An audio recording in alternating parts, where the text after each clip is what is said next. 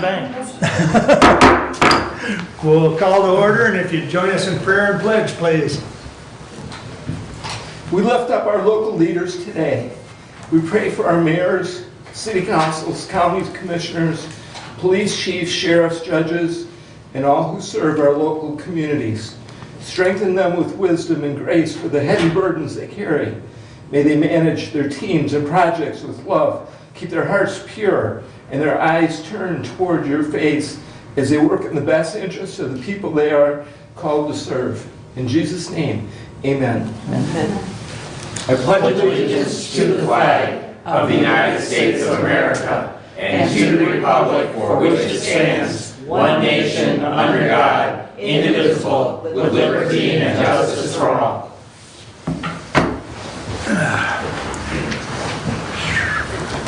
Thank you, Doug. I'd like to share something else before we go to public comment, because we have internal news and notes, and Dave is always so good to put on a little something, and this one's from John F. Kennedy. Let us not seek the Republican answer or the Democratic answer, but the right answer. Let us not seek to fix the blame for the past, but let us accept our own responsibility for the future. Once again, that was from John F. Kennedy. I thought that was a pretty good little quote for the day. So, moving along, we'll go to public comment. Anyone wish to address the board at this point? We do have another one at the end of the meeting.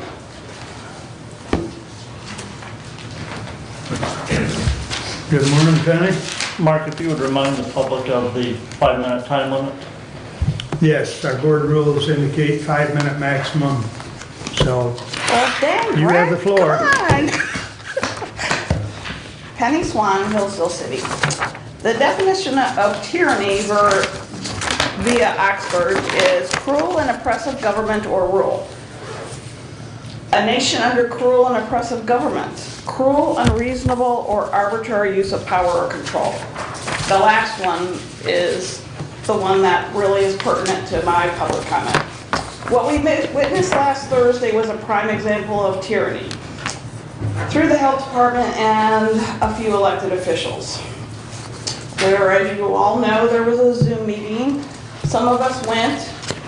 We're not masking up. We haven't masked up. We haven't taken the jab. We're not afraid of a virus. I'm not afraid to die. I'm a Christian. I know I'm going to heaven. So when God decides it's my time no matter what. Whether I die in a car accident or I die of a virus. Anyways, on the Zoom, Commissioner Leiniger tried repeatedly to have input via the Zoom and was ignored once the tyranny started, because Rebecca Burns decided those of us that were not masked and were not going to be masked or have our temperature taken, they called the sheriff. She threatened us with trespass, and we just weren't going to comply with unconstitutional mandates. They were going to shut the meeting down. Commissioner Leiniger 2 or 3 times tried to have input and was absolutely ignored. So after the end of December, the ability to have Zoom meetings are ended. Yesterday, there was discussion about what are we going to do, because they know we're going to still keep coming. Maybe it could be arranged that the next meeting not be held at the health department, if that's the concern, because they have compromised people in there. They shouldn't have public meetings if they're that afraid, because if you know anything about viruses, you're more contagious before you're sick. That's why viruses spread so much. When you're sick, you stay home and take care of yourself. Or you're evident that you're sick. When I see people that look, they're sick, I stay away from them. So my statement is, Brett, Mark, maybe you could suggest the meeting not be held at the health department. So those of us that want to attend, don't want to mask up, I don't want to, I've worked in the health field all my life as a respiratory therapist. I don't want to make anybody sick, ever. I don't think anybody really does. Everybody has a conscience. But it was 2 weeks to slow the spread. We're going on 2 years. This virus is never going to go away, ever. Cold viruses don't go away. It's a variation of a cold. It's not going to go away. This is the new reality. We might as well get on with life and start living and not have these unconstitutional mandates and being threatened with arrest and trespass laws because citizens want to go to a public meeting, which we have a constitutional ability to do. And that's actually our job as a patriot, to keep tabs on our government. Thank you. Thank you, Penny. Anyone else wish to speak to the board at this point? Good morning. Good morning. I'm Carla Adams, and I was also at the meeting and asked to leave even though I have an exemption from a preliminary specialist. There's actually a Michigan Penal Code Act 328 of 1931, wearing a mask or face covering device, a person who intentionally conceals his face or identity by wearing a mask, covering his face for a purpose of facilitating the commission of a crime is guilty. So, I don't know what happened to the day where wearing a mask was illegal to enter into certain buildings, but breathing fresh air I never knew would be illegal. The reason that I was at the Board of Health meeting was to ask about my FOIA request, which was denied, and I put an appeal in. When I FOIA'd the Community Health Agency, I also FOIA'd the Department of Health and Human Services and the CDC. The information I was requesting was documentation proving complete isolation of COVID-19 not being in a human host or carrier. So if I have $50, I actually have $50. If I have this pen, I have this pen.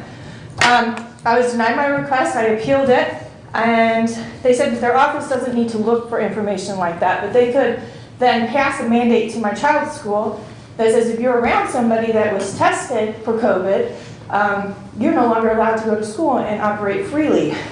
She was sent home from a volleyball team for 2 weeks after being out of school for 2 years.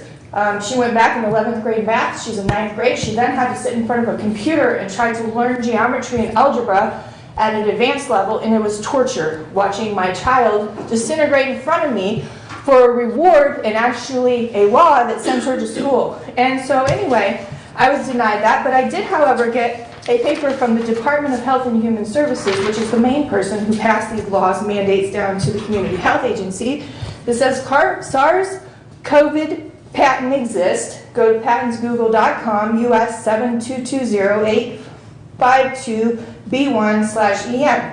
But we can't seem to find the patent for SARS-CoV-2 or any data on it being isolated. But we're using taxpayer money to lock people out of buildings, to torture, in my opinion, children, to make them feel sick, to make them feel threatened for a God-given right to live in the United States, to pay back a debt that they did not do. So I'm here today to ask, why was my FOIA denied? Why didn't anybody look at this? And why did Mark Wiley, when I called him, laugh and say that I don't know what I'm talking about, and here's a document from his boss? So that's number one. Number two, in order for me to enter into a Zoom meeting, I have to download it from Google Play Store with my private information. I then have to allow all kinds of permissions to enter into Zoom. Now, if you are intellectually challenged, it might be a little bit more difficult to even get into the meeting, because then I have to enter a meeting ID and another code, and then I have to figure out how to raise my hand for public comment. Well, my husband, who was in special education, is disabled, does get funding for the state for being unable to read, attempted, after waiting 3 hours at the meeting, to make a comment and was ridiculed publicly for not being able to read or talk, and had no regard for anybody that she claims to protect, which is what? The young, the old, the elderly, and this disabled. So she rejected us being in the meeting. She's playing with money. She refused to look at this. There's also a question as to whether or not she forged somebody's signature to obtain a $400,000 grant, and she got a promotion. Not only did she get a promotion, she got another year contract. So I'm here today to ask you, what exactly did you guys take an oath to? This country, to the people, or to the taxpayers' money? Thank you. Thank you. Anyone else wish to address the board at this time?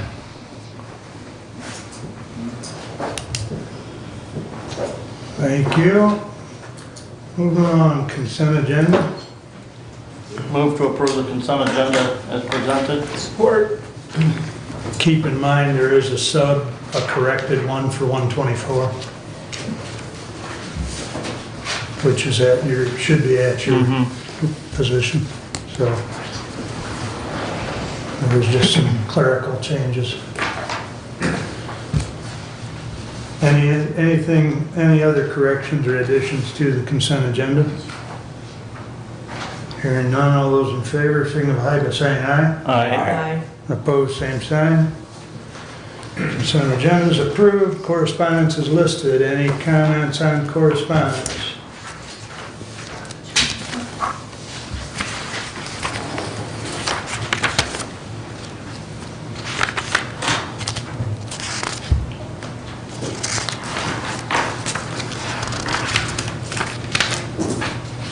Hearing none. We'll move along. Regular agenda. Move to amend the regular agenda and then move to approve it by adding in a closed session for attorney-client privilege. At the end of the meeting. Well, technically it should be before the last public comment. Right. So, Right. And we can do that. 131, resolution, Mary Beth, do you have, or can you speak to that when you get up? Okay. So I would like to add resolution 131, which is also at your stations.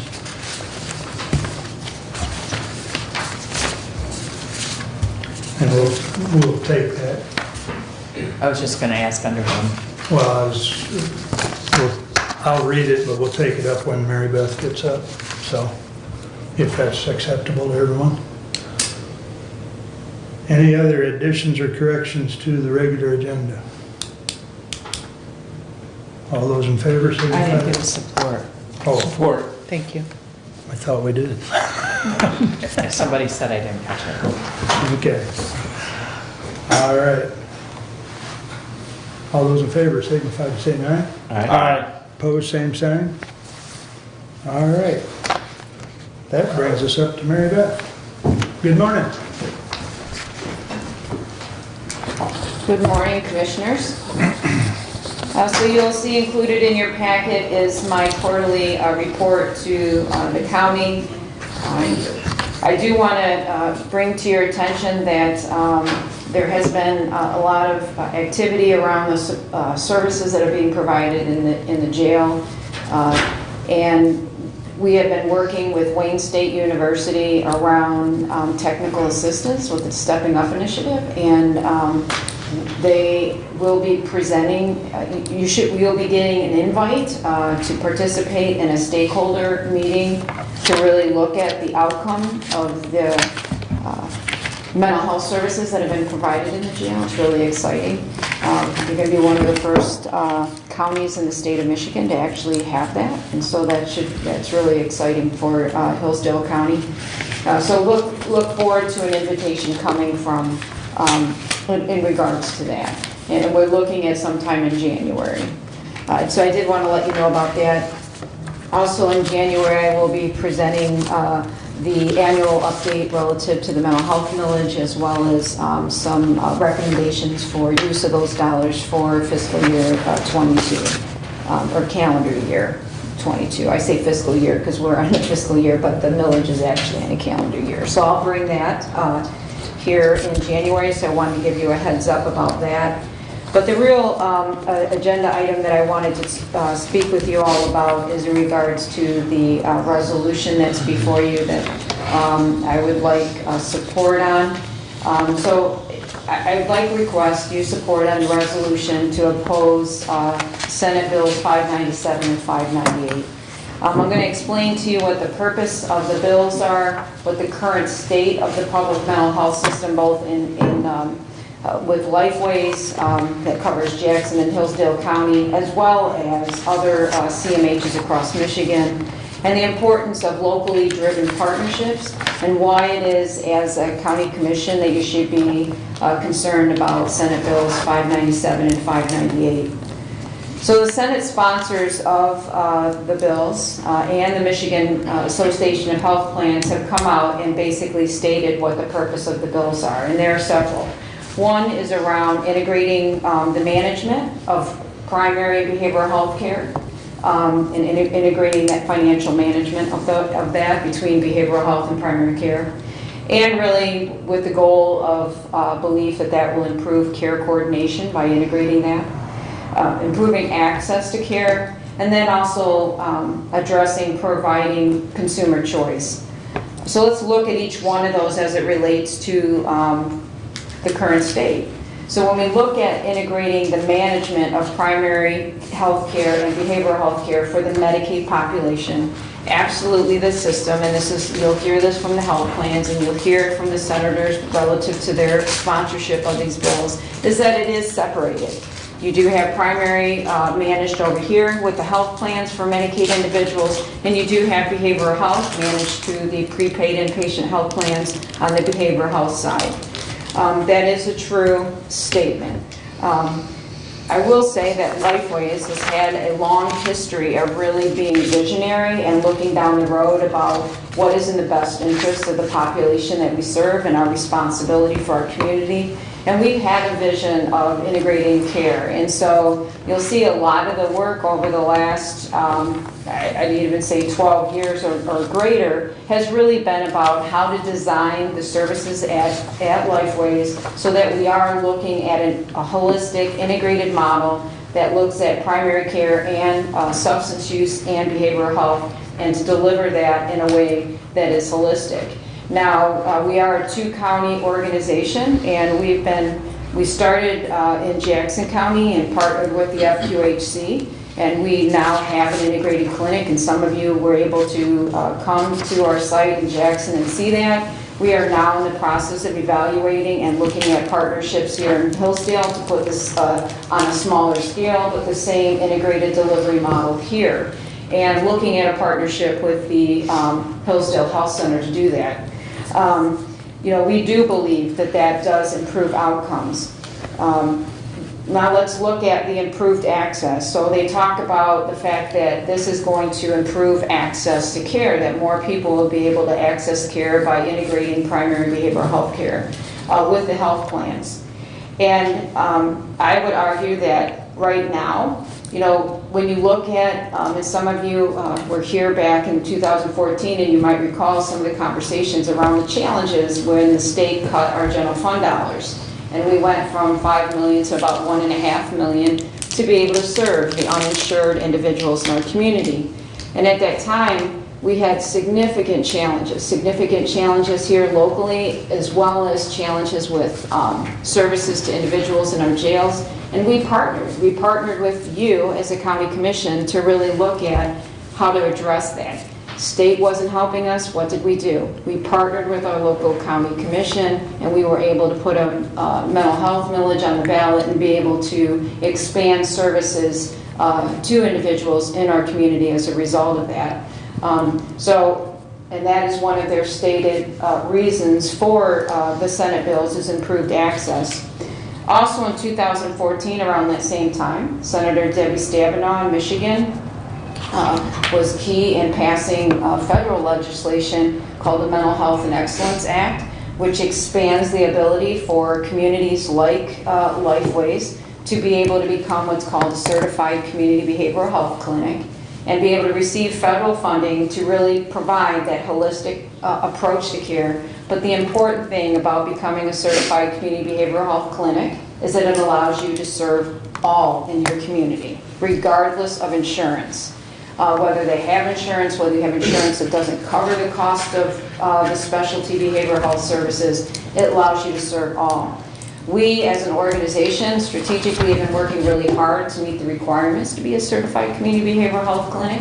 And I shared with you before that in February of this year, we were selected to receive that federal grant funding through Substance Abuse and Mental Health Administration, also known as SAMHSA. So we now have started in July providing services under this model to serve all and to also provide substance use services as a part of that component.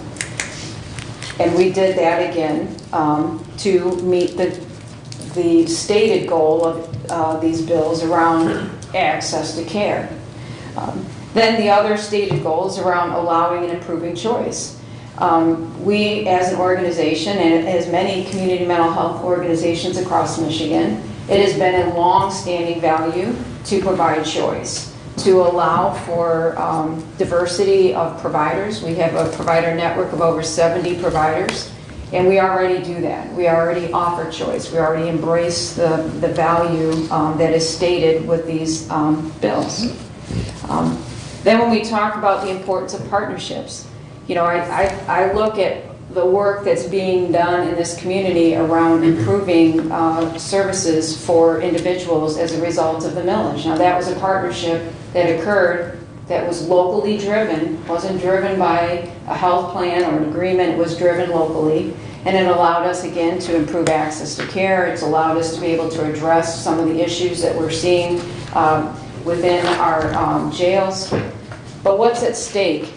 I won't stand up here and tell you that there aren't issues. I think I've talked about that before. I mean, every system has challenges, and some of our challenges, and we've talked about them here, is around access to inpatient psychiatric services, and the challenges when people need that level of care and they're sitting in the emergency rooms and they're boarding and they're there for 14 days, sometimes even longer, while we try to find a placement. So I won't deny that the state does have challenges.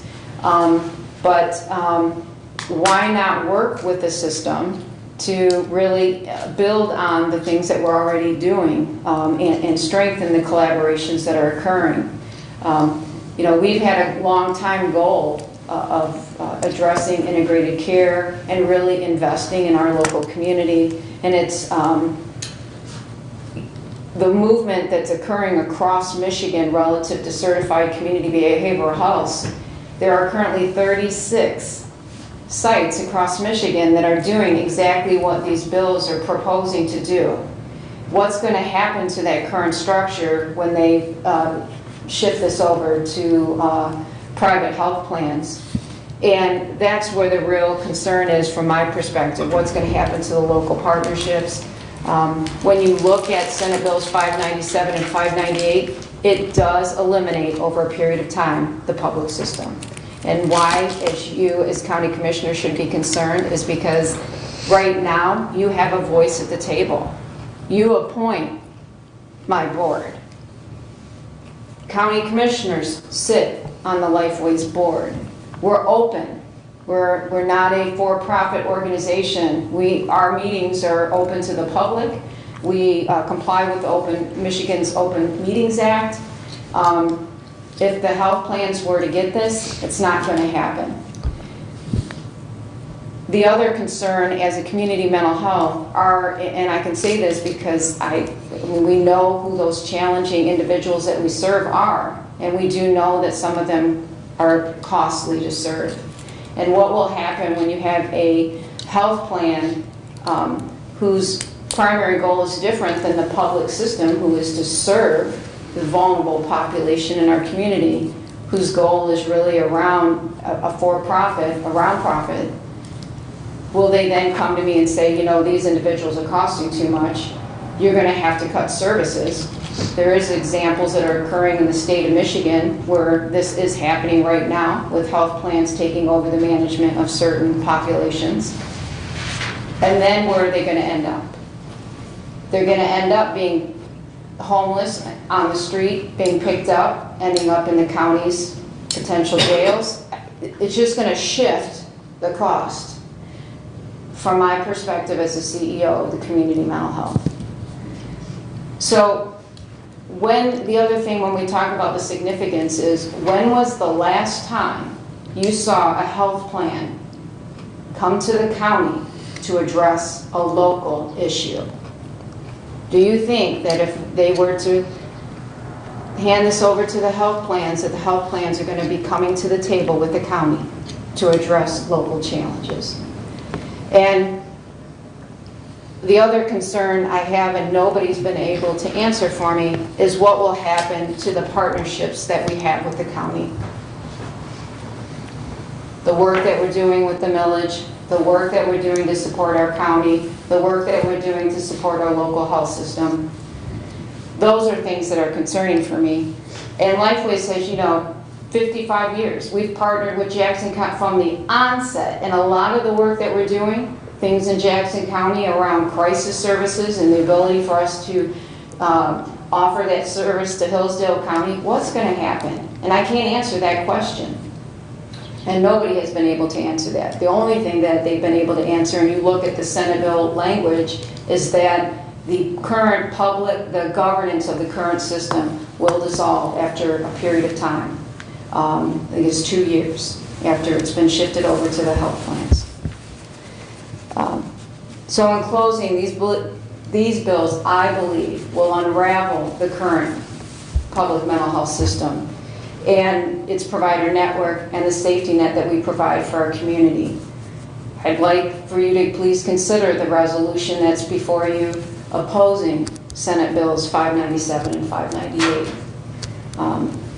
I'd like to see that the state, instead, legislators work with local community mental health to address some of the challenges that I spoke of. And with that, I will leave it open to any questions of the commissioners. Doug? So in looking at 597 and 598, it looks to me like it's passed the Senate, passed the House, and then the enrolled bill, which is the identical form of both houses, has passed in the Senate. Do you know where it stands in the House and what the timing is on the adoption of 597 and 598?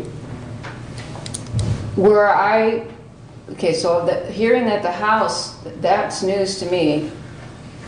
The last I heard that it came out of committee, it was It out hasn't of... even been passed in the No, Senate yet, Doug. it has not Yeah. passed the See, Senate. it's grayed out. It's on the floor that. in the Senate. So it's been introduced, but it has not even passed the Senate Yeah, yet. it's So the it's- committee, yeah. It So came that's out the of... point of my question. The others are there for when they do pass the House or the Yes. Senate, but yes.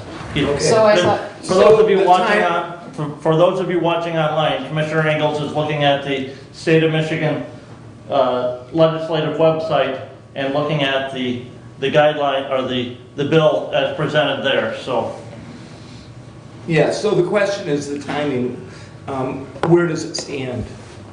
Where it stands at this point in time that I am most aware of is that it came out of committee from the Senate, and it has not yet been picked up to be voted on the floor of the Senate.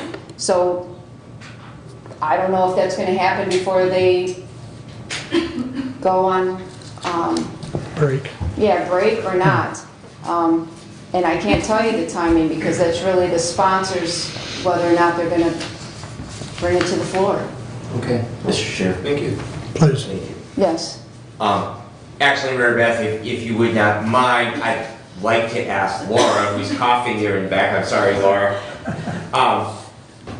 Do the courts, because community mental health significantly integrates with court systems, particularly with probate court, with residential, and that residential care, there's all kinds of quasi, nonprofit, for-profit that somehow manage that across the state. But have the courts formulated any opinion? Will this improve care? Will it diminish care? I wish I could tell you that I had a position to articulate. I was not prepared to discuss this matter today. I would like to consult with my judge and with the chief judge, and perhaps we are deeply concerned with the state of mental health care and the needs, especially of our probationers, I might add. And I also, just off the top of my head, would suggest that Judge Bianchi would be somebody whose opinion would be important to this issue, because Certainly. she does deal with the mental health issues. So, and that, I myself, Mary Beth, would like to have that discussion before I take, I have been following because we've seen resolutions, and I do have a vested interest in the mental health system in the populations that I work with, both in Hillsdale and Jackson counties. So, I certainly have some concerns, but there's a lot of bits and pieces as far as information that I need, and I don't have a question to ask you to address, but that's why I wanted to find out from our local courts what their thoughts were to help us make a better decision to take a position on this. And I will just tell you that our association keeps track of all the associations that have come out against these Senate bills. And the Michigan Association of Counties has come out against it. The Michigan Association of Sheriffs, is it Michigan Sheriff's Association? I always get it confused, is it which way around? But they've come out against it, as well as the courts have come out against it. That was one of the most recent additions to the list of many individuals that have come out against these bills. And just as a follow-up question to you, your current general fund budget is 60, I mean, your total budget for Lifeways. Our total budget Yeah. is about $100 million. Okay, so, and of that $100 million, how many dollars of services? I'm trying to get just a portion of the services, because Lifeways has a very, very broad reach of services that they provide in our 2 counties. So what percentage of your budget would privatization affect? It would affect about, I'd want to say 80 to 92% of our budget. Okay, Because some of our budget is, some of the things I've talked about, the SAMHSA grant, we've got grants that we pursue. We also have our general fund, and we have the millage dollars. So sure. 89 and 92% of our budget would be affected. That's helpful, because it's difficult because Lifeways has so many different areas that they serve. Right. You know, one of the populations I think that a great deal, and it's a very costly population, is that residential adult foster care population where you have group homes.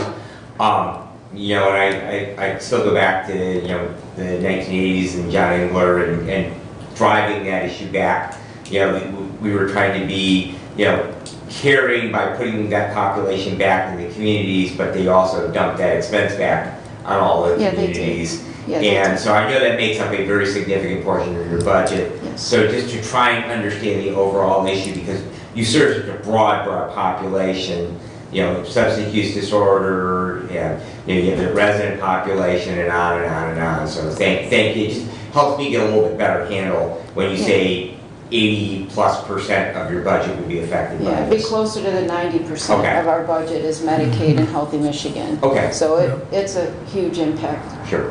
Thank you. on service delivery.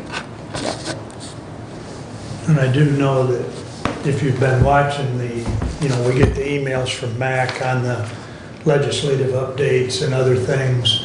They've had at least 2 postings where their end explanation as far as their opposition to these 2 bills. So, you know, if you've read those, it helps kind of fill in some of the gaps. So and I think you and I have talked, this is not the first time Yeah. this has been tried No. legislatively. This is, right, since 1990, I mean, I've been there 29 years in the mental health field, and since 1997, there's been efforts to privatize the public mental health system. Yeah. And I just would like to say that it isn't that I don't support their overarching, like I support their goals, I just don't support the path in which they want to get there. I think that we as an organization have demonstrated that we can do that. We don't need to change the financial management and integration to a for-profit health plan to make that happen. Well, they're trying to throw the baby out with the bathwater. You know, they're looking to overhaul the whole thing when it might just need a little tweak. I think we could use some support, absolutely. There are issues. So, well, if I may, unless there's more questions for Mary Beth, I'd like to take care of this resolution at this moment. To the Honorable Board of Commissioners, we, the Board of Commissioners, authorize Mark E. Wiley, Chairman, to sign Lifeways attachment opposing Senate Bills 597 and 598 regarding the privatization of mental health services. I move we adopt or submit this respectfully I'll support, for discussion. because I have not seen the attached language, and this is being presented today. and I want more time to read, I move that we table this item until our next regularly scheduled board meeting. I'll support the motion to table. Okay. That's fine. The 28th, is it, your next meeting is on the Correct. 28th with the Yes. holidays? Okay, Yep. I appreciate that. Yeah, and please know, Mary Beth, it's not that, on the surface, I would like to read the letter that we've been given a resolution today, we have not had the opportunity to read it. I would also like to have the opportunity to talk to Judge Bianchi, Yeah. get some input from our probate court directly, so how I know it's going to affect our population here in Hillsdale County, so. And I'd be happy to send along as well the list from the association of all those, in the event that you were interested about who else might be opposing the Sure. legislation. The motion for table is non-debatable, so we need to vote on it. All those in favor signify by saying aye. Aye. Opposed, same sign. Thank you. Mary Beth, if you would email me the attachment, I will make sure that all the I should have commissioners one, get okay. it. Yep. And I then can issue. we will make sure this is back on the agenda on the 28th. Okay, So, thank you. And Mr. Chair, because it was moved to table to the next regular meeting, we do not need to take it off the table at that meeting. It should be on the agenda correct, automatically. correct. All right. Wait, Shannon, So we it's- really, I just want to catch you. Oh, you want to continue? Is there any more questions for Mary Beth? Okay. Very good. I appreciate your time, thank you. Thank you. Thank you. All right. Do you want Randy up, or do you want to do your report first? Do we have, We're moving right on to Oh, committee reports until okay. we reach the Got it, 10 o'clock 10 hour. Can't do that till 10 o'clock. got it. So, I can move forward. yeah, Okay. do you want Randy up there now? Not yet. Not yet? You sure? He's all right. All right, go Doug. So, we've had a lot going on with my meetings with Parks, Road Commission, facilities, and I'd like to bring the Board of Commissioners up to date on several of these items. For the parks in particular, first, the renter for the house at Yosemite Park ended their tenancy at the end of November. We had a walkthrough with Bob Godfrey, Randy Finley, and myself of the house, and it is in terrific shape. It's very clean with some freshening up. The house will be ready to rent.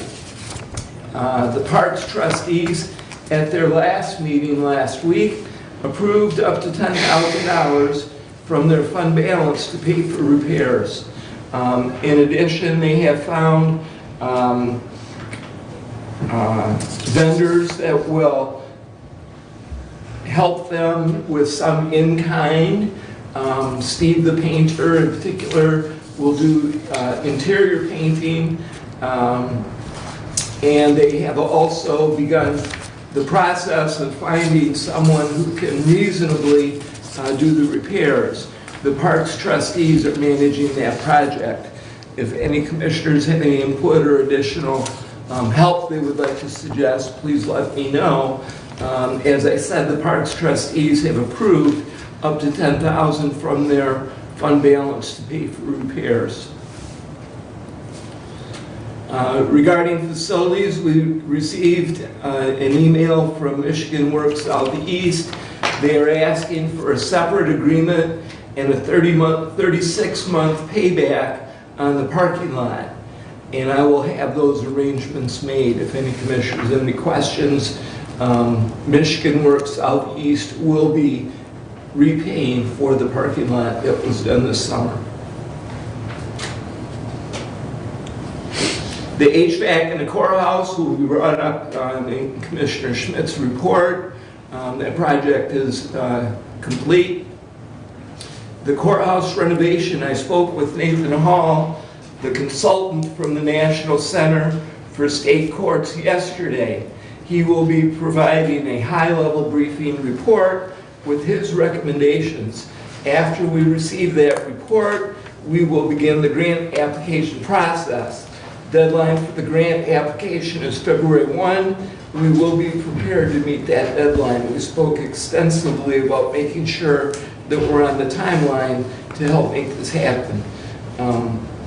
We also have a short list of other courthouses that have been renovated. I plan on visiting one or more of those courthouses so we can see, what a historic renovation actually looks like.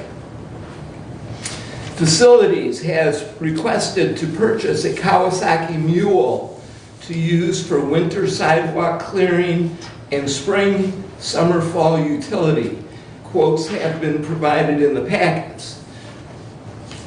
As Randy's budget is already going to require a budget amendment, Derek proposes that we wait until the next meeting to make any budget amendments and make the amendment along with others.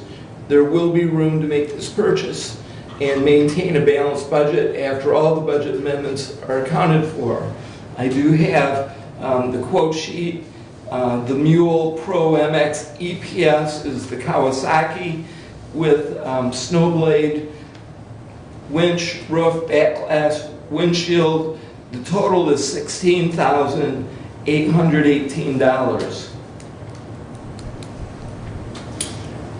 Regarding the Kawasaki utility vehicle, I move to accept the quote Randy has submitted to allow Randy to move ahead with the purchase of the side-by-side and the necessary equipment for a total cost of $16,818.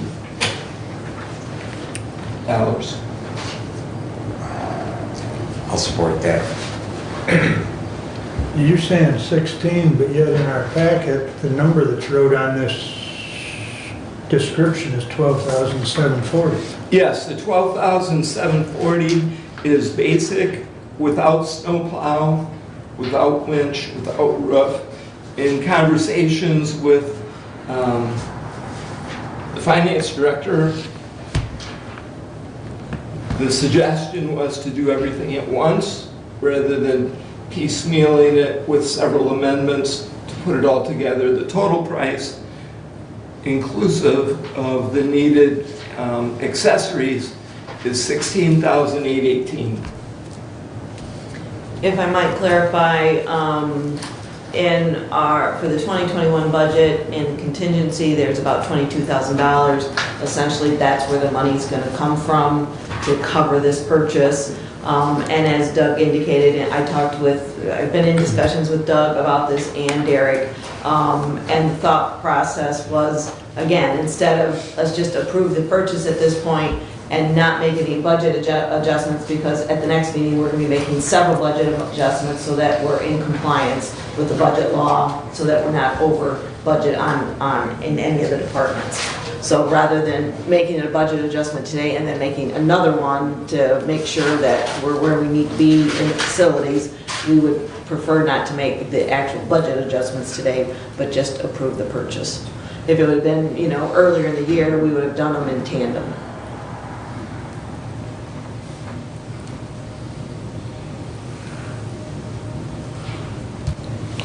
I will not be supporting this at this time. I think, to me, it's poor planning to come at the end of the year to say, well, we need to buy this.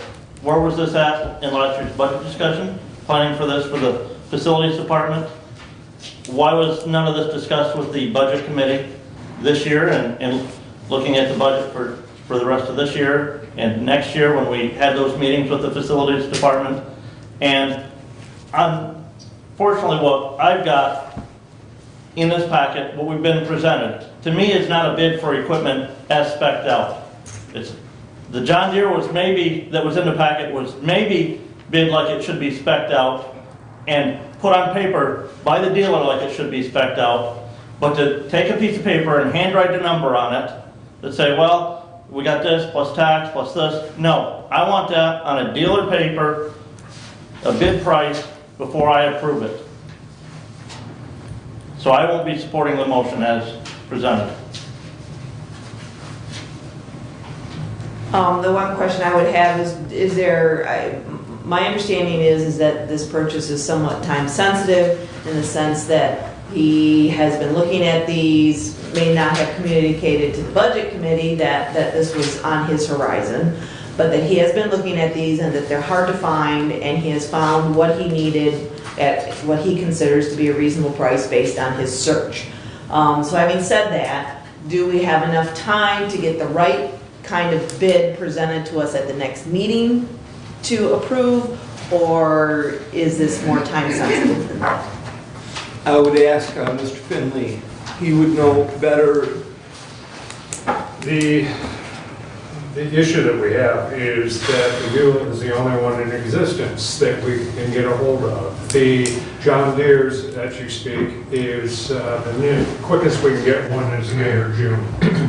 Out of 17 dealerships, there's not a new one anywhere. None of them have. So this is nothing that is even usable for this year at all. The other that I pointed out were used ones, just to show you some of the prices on some of these machines. I've looked in 5 states and found them all over, but the problem that we have, even a used one, you can't get until January, February, because that's when they're traded. They're new. The person that's trading this one in, that's when it actually comes in, and you get the opportunity to be on a waiting list for it. So this is virtually doesn't exist because we'd be, 5, 6, 7 on the waiting list, and we don't know when it's coming in or when we're going to get it. So that's the issue. The other one, there's another one that was coming in. There was a Ranger, which was just a shade less than this one right here. That one's not here yet either. That's sometime on the horizon.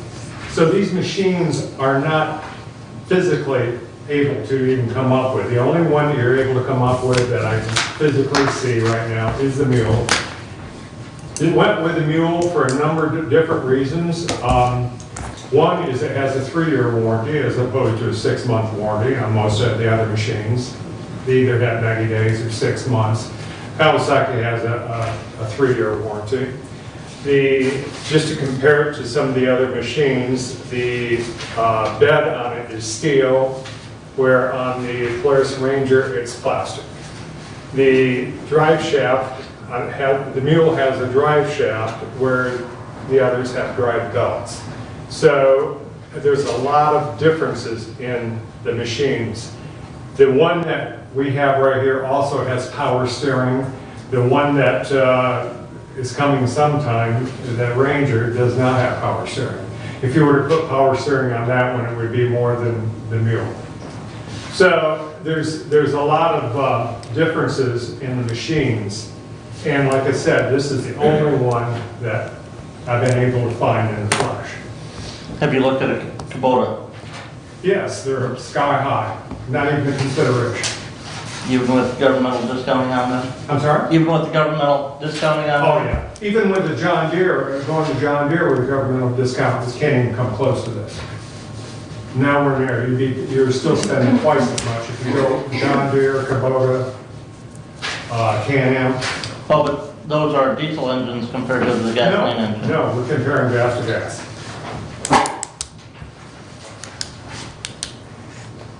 Randy, could you please share with the board why you need this purchase and how it fits in with what you do and why it's important to do it now?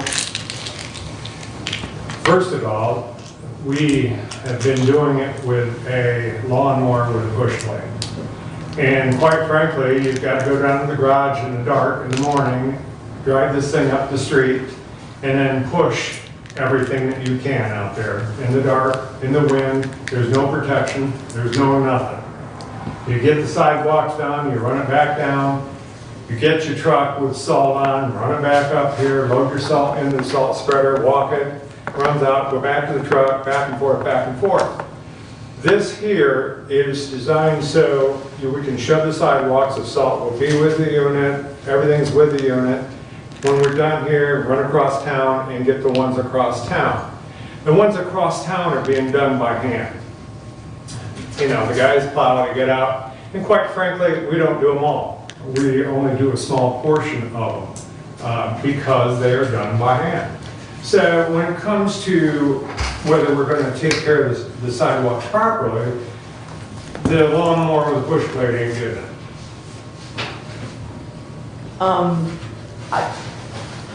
For comparison purposes, I'm curious, City Hillsdale must have many more sidewalks. Well, how do they handle their They've got sidewalks? yeah, they're running John Deere side by side. And now they got a John Deere front end loader, small tractor that they use out here. Yep, and they've got side by sides also. Okay. I've seen those. And again, Randy, not that I don't think that maybe something like this is needed, I just wish there would have been prior communication than Friday. The reason this came up to you is I had room in my budgets to buy this straight out. But it's in budgets that Derek didn't feel comfortable with using them out of. Would have been Lifeways and it would have been DHS budgets. So therefore, he wanted to actually put it into my grounds budget. So by doing that, obviously I don't have the money in that particular budget, so that's the reason we're bringing it in front of you. That's the reason I pursued this to start with. I didn't plan on coming in front of you for this.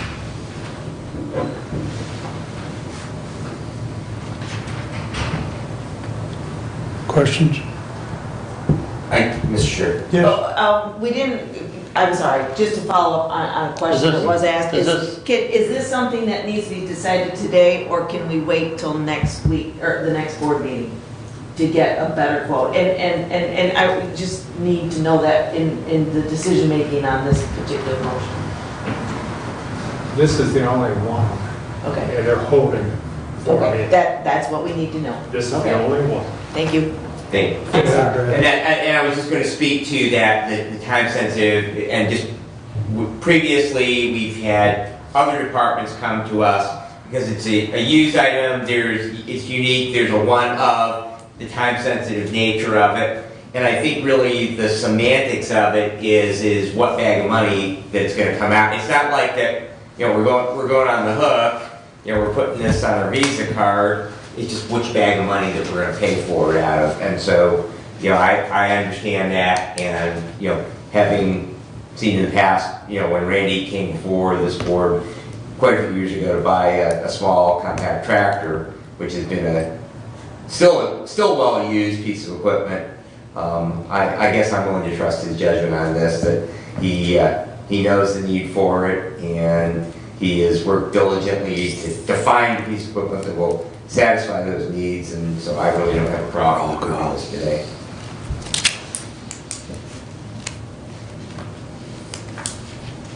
Well, I'll just echo some of your same sentiment, he's the tractor, other things, it's been good additions to our maintenance equipment.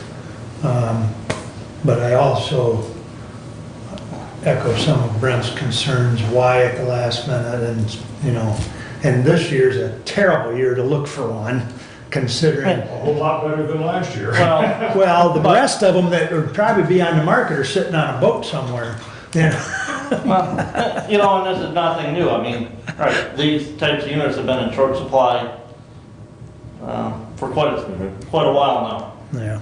It has really been exaggerated here in the last year, you absolutely could not buy one. And this year is the first time it's broke loose a little bit. At least you got a chance with one here and there. Has this got a full cab on it? No, it does not. That's the reason for the roof and for the windshield. And Mr. Heater, your feet, right? Because you don't have heat in this puppy. Eventually, we would put a heater in. This is something, I'm trying my best to keep the cost as low as absolutely possible and still do the job. Even with this one has half doors on, the others all have mesh screen. So even a half door and a windshield and a roof gives you a whole lot more protection than sitting out on the lawn. Can you get side door panels? Yes. As far as the upper? Yes, you can get what they call an upper canvas, for lack of a better word, for the door. And those are around about $500, or you can get a door kit for $4,200. So, But the canvas ones is $500 for the pair. yes.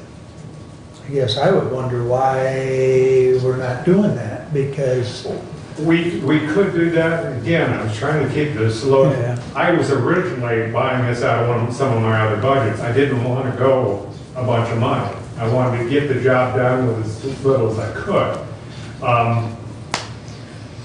But things changed. Well, and, You're you know, right. and Randy, so you talked that, well, this is different than the John Deere that was quoted, but the John Deere that's in here's got a cab on it. No HVAC, heat and AC in it as I read that, but it does show a cab. So you talk differences, you know, that the John Deere was more money, well, there's more options on that, I feel, than what you're looking Add at. that on to we can go John Deere, but I can't get it until May or June, if then, number one. Number two is, even if I go with full doors, I'm still by far cheaper than the John Deere. Looking at both machines and everything, for the money difference, I can't see it. Well, again, he is the facilities director. I would go with his preference, and $500 for doors, are probably something would fit in his 2022 budget pretty seamlessly. Now, if So- money was no object, I wouldn't mess with either one of them. I'd have a Can-Am and we'd be done with this. It would be top of the line. That's what I have personally, and Is you it can't used? find Is it for anything. sale? Is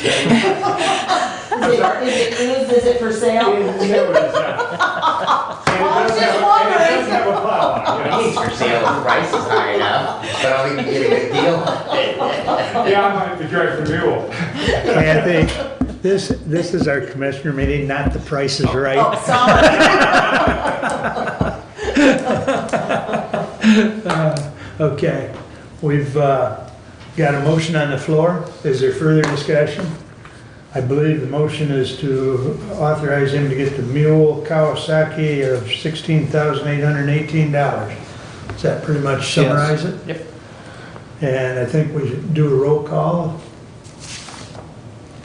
Commissioner Ingalls? Yes. Commissioner Schmidt? Yes. Commissioner Wiley? Yes, Commissioner Benzing? Yes. Commissioner Leininger? No. passes 4-1. Thank you. And with that said, you can finish your report I'm done. after, oh, I what? was gonna say we're past 10. Well, it's 9:59. Oh, that's right, I forgot. That clock's wrong. So, Move that we go into the public hearing for the 2022 general fund budget and the 2022 special revenue, debt retirement, capital project funds, and enterprise funds budget at 10 a.m. do I have support for that? Support. All in favor, signify by saying aye. Aye. Opposed? All right. We are in the public hearing portion of the meeting, so anyone that would like to comment on the items that are listed as far as the general fund budget, special revenue budget, debt retirement, etc. When is the public can come forward? Yes, ma'am, you may. Identify yourself and ask your question. I got it. All right, I'm Kelly Mapes, I'm a community member. I just have one question about local allocations. I'd like to know the formula that you used and the data numbers that you used to come to whatever the number is that you're going to bring forth to the county. I was able to find some different numbers from 2015. I brought them with me. I just want to see that everything matches, just so we have a clear understanding. I don't know if you share that formula with the community or how you arrive at those numbers, but This is local allocation based on what? the local allocation that we give to, say, the health department or to any, I mean, where do we come up with these numbers? I just kind of want a little background. So the numbers that were provided at the Board of Health meeting on 11/5 were incorrect.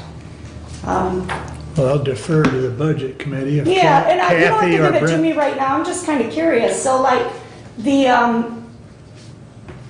incarcerated piece, they were able to deduct the prison and the jail. I think Hillsdale should be refunded for the jail if that was used.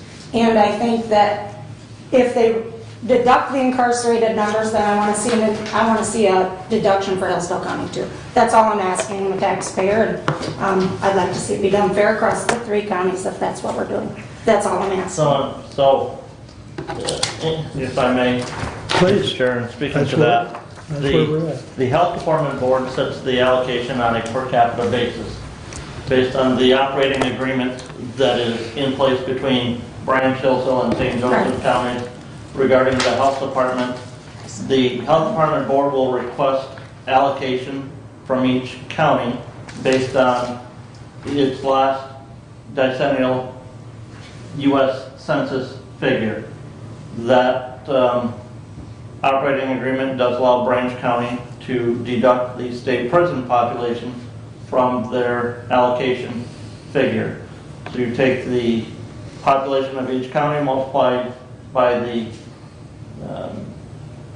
per capita rate Right.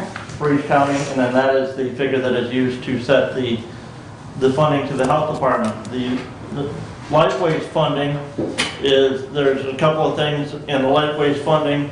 One of those is the special voter-approved millage that we have here in Hillsdale County that is collected, and that is then transferred to LifeWage.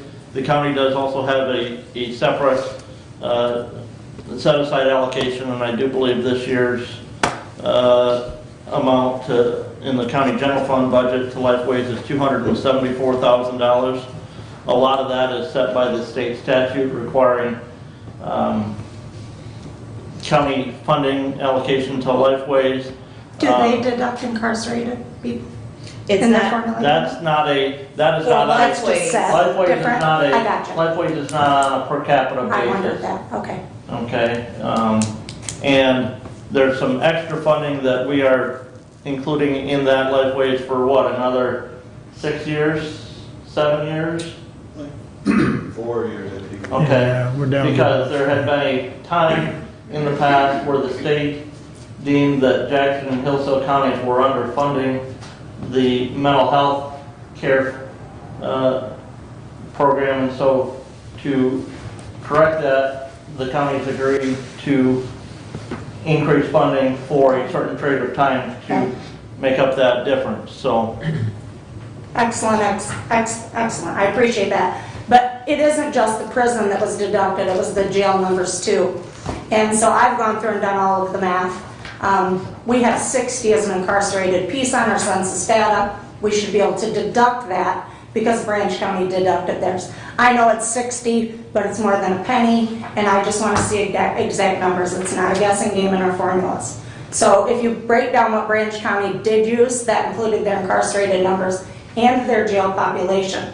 If they were allowed to deduct that, I am only asking that Hillsdale also be able to deduct their populated numbers for the jail. And I can't fight for St. Joe because I'm not their community. Their people should be stepping up.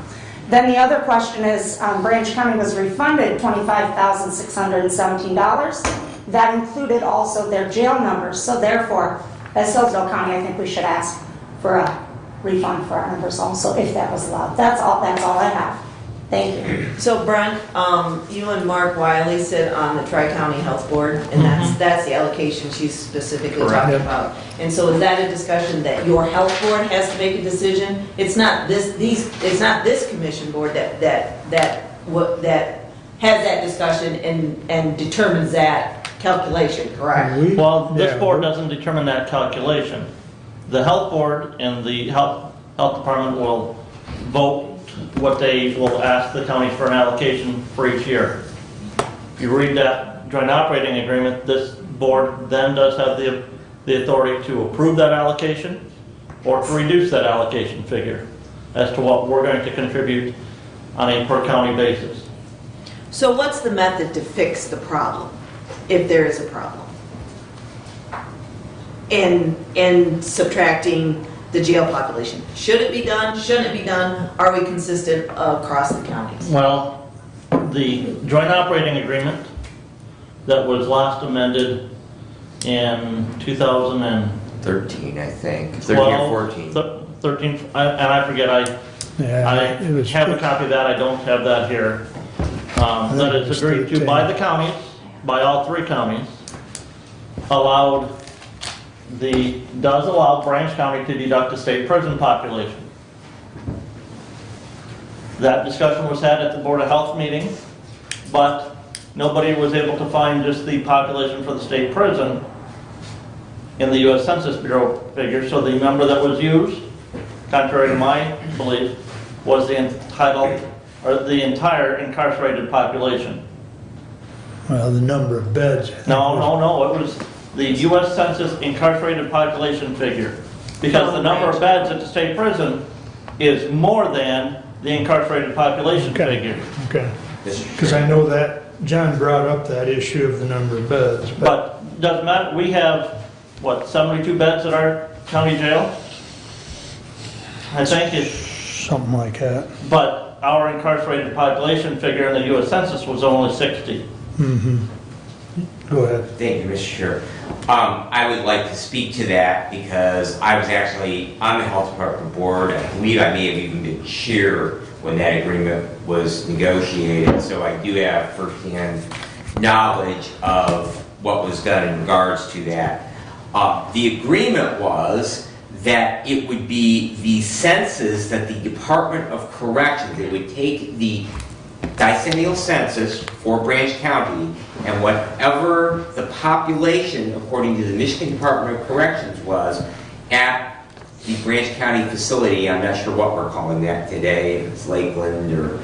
Yeah, it's still Yeah, okay. So, but whatever their warden certified as their population on January 1 would be subtracted from whatever the census number was, and that would be Branch County's. It didn't have anything to do with what the U.S. Census says was in the prison. It didn't have anything that incarcerated population according to the census. It was the census that the warden, I'm just saying, Commissioner Leininger, that the agreement that we hammered out, because Bud Norman was adamant about not paying for that population because the health department provided no services to those who were inmates of the Michigan Department of Corrections.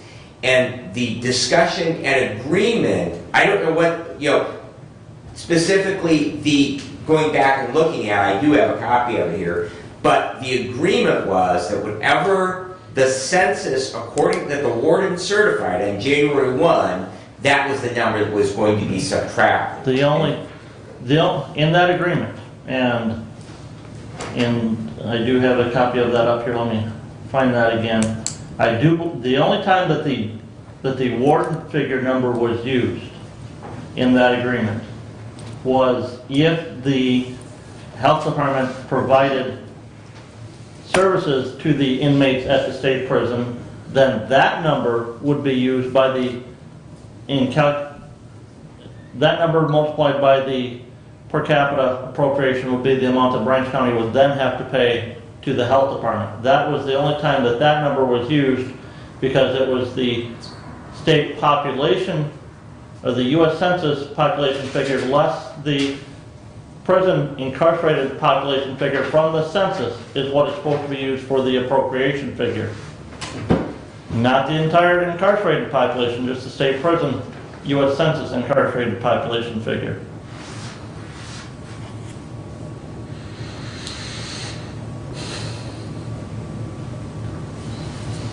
Because if that is the case, then we have been remiss in not subtracting our incarcerated population, and so is St. Joe County. But that carve out for incarcerated population in the operating agreement is only for Branch County for the state prison. Mm-hmm. But it's just the incarcerated population at the state prison, not the entire incarcerated population, and that was what was approved this year.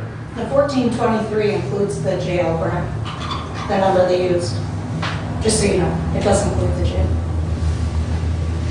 So what's the path going forward at figuring out what the right number is and if we can get an adjustment? Is this something we correct going forward? Is this something that corrected going forward plus make an adjustment for past? I don't think it's going to impact this budget because we're going to pass this budget as is because we don't have enough information to make any changes. So what's the path going forward, and is this something that you two or three, well, I guess two, as a committee talk about and figure out a path going forward and bring back a report at the next, commissioners meeting, what's that path? Well, Brent and I did talk, and I talked about Norman, and they did not use their jail numbers in that number. No, it is. It's the number that was used at the Board of Health Yeah. was the number from the U.S. Census Bureau. There was no number provided from Branch County. There was no number provided from the state prison. According to, I'm just telling you what Bud told me, that the number that was used was for the prison, did not include the jail, as far as incarcerated individuals. And that's the number that got, I'm just telling you what Bud told me. Can we see it in writing? I mean, I can have it. we You guys want it? Well, getting it from you, I don't know that I've got it. it's official. I So will- that, I mean, not that I wouldn't, I understand. So I will- can we get an yeah. official calculation so that we have it on The- paper and, I will share with each of you after this meeting the calculation figure that we were given at the Board of Health. The Board of Health numbers pulled from the U.S. Census Bureau showed incarcerated individuals in each county. Okay? Every county jail, every state prison is going to be an incarcerated population. So Bud can say, well, there's no county jail numbers in there, and I'll say he's not being truthful in that statement. Well, I'm just telling you what he told me on the phone. Because Bud doesn't determine what's in the U.S. Census Bureau Right. numbers. so then does that go back to the Tri-County Health Board to point out the error and make the adjustment? Again, we still have the opportunity.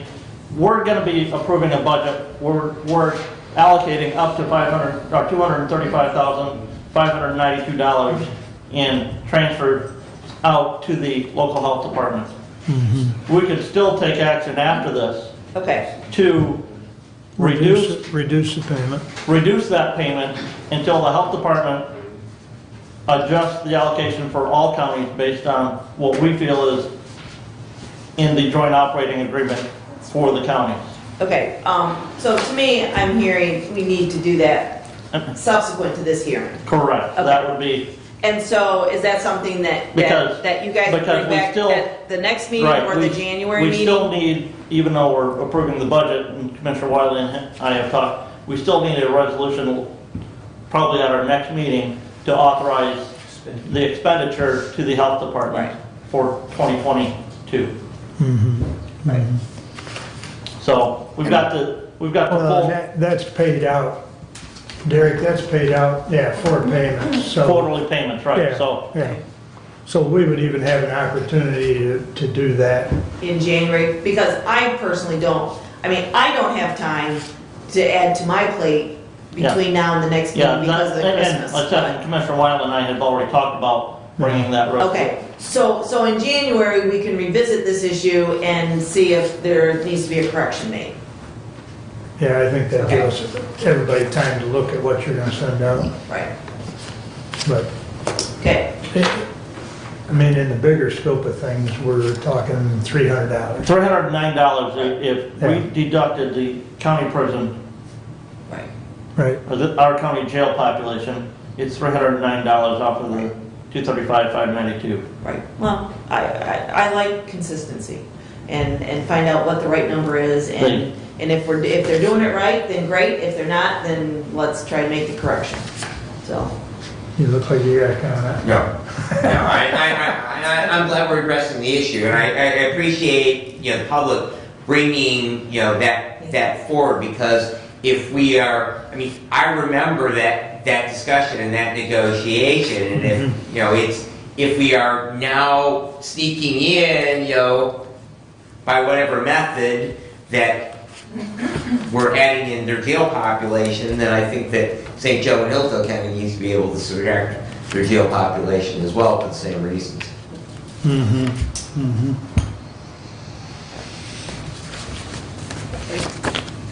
I'm sure we can, Brent and I can talk to our counterparts from St. Joe, see if they are, abreast of it as well, so. I think their jail's a little bigger, which would be more of an impact to their general fund budget. I think their incarcerated figure was actually less than ours. Was it? I know Branch County's new jail is a lot bigger than ours. Yeah. And now with some of the new PR laws, Reform laws, Yeah. that's probably not gonna be fully utilized. they got a problem. Okay. All right, we got some work on that. Anything else on the budget or the special revenue, anything? Stephanie, please. Carla, did you have something? In this budget, is there funding for the Board of Health and for Lifeways? Yes. I do have some questions. Okay, since Stephanie's done, you can step up at that point. Thank you. Thank you, Stephanie. Stephanie Kaiser, Hillsdale County Treasurer. I am in opposition of the stipend for the county clerk, the $2,000 that is in the budget. Back in 2013, there was a wage study done. In 2014, there was an increase of the county clerk compared to the county treasurer and the register of deeds, which historically had been the same wage throughout since I've been here anyway. And I feel that the county clerk's duties, according to the statute, is to be the board secretary and to do any of the jobs that the board require. And if there's additional things that needs to be done in the statute, it says she should perform, such other duties that the board may have by resolution. So she's already being paid more than others. And Kathy spoke of consistency. I like consistency. I have extra duties. I do the insurance for the county. I have to do the renewal. I have to do all the claims. I have to give certificates when people need them, like the youth home. And I don't give us any extra money for that. So if you want to be consistent and you give the county clerk in this budget money, you need to also do it for the register of deeds and the county treasurer. Thank you. Thank you, Stephanie. Comments from the budget committee or? None at this time. Okay. Mr. Chair. Yes. And I actually requested information from Derek, and I got the schedule up. There was a change, as the treasurer points out, and I was wondering for some backstory on that. Mark was probably the only person here at that time. But they were all reset to the same amount, I believe, in 2013. And then there were wage increases given, the exception being the drain commissioner. They started to vary.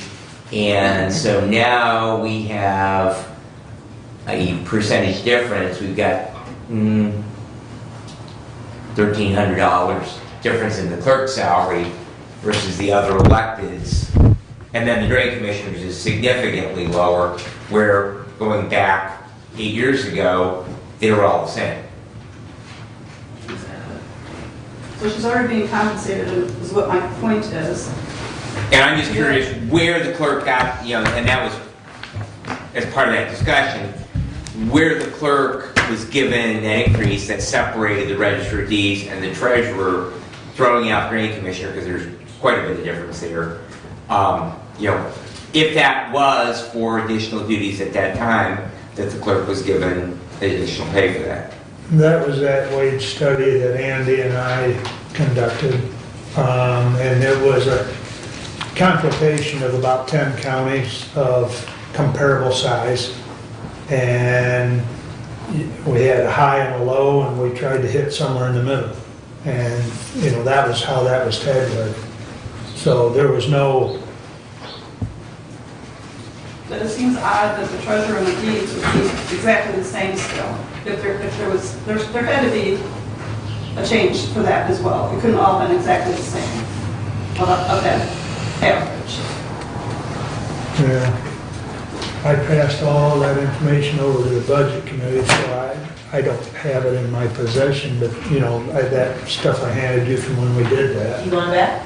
No. Is that what you're asking? And I will say, and But- I was recently reminded that those offices used to be the same salary, and Yes. I forget that, you know, we didn't even consider that when we No. were looking at this year's, Right. that salary study from this year. Yeah, there was The- no conversation The, to the that. problem with doing a salary study in that regard is those comparable counties that we look at, we're the only one that does not have a county administrator.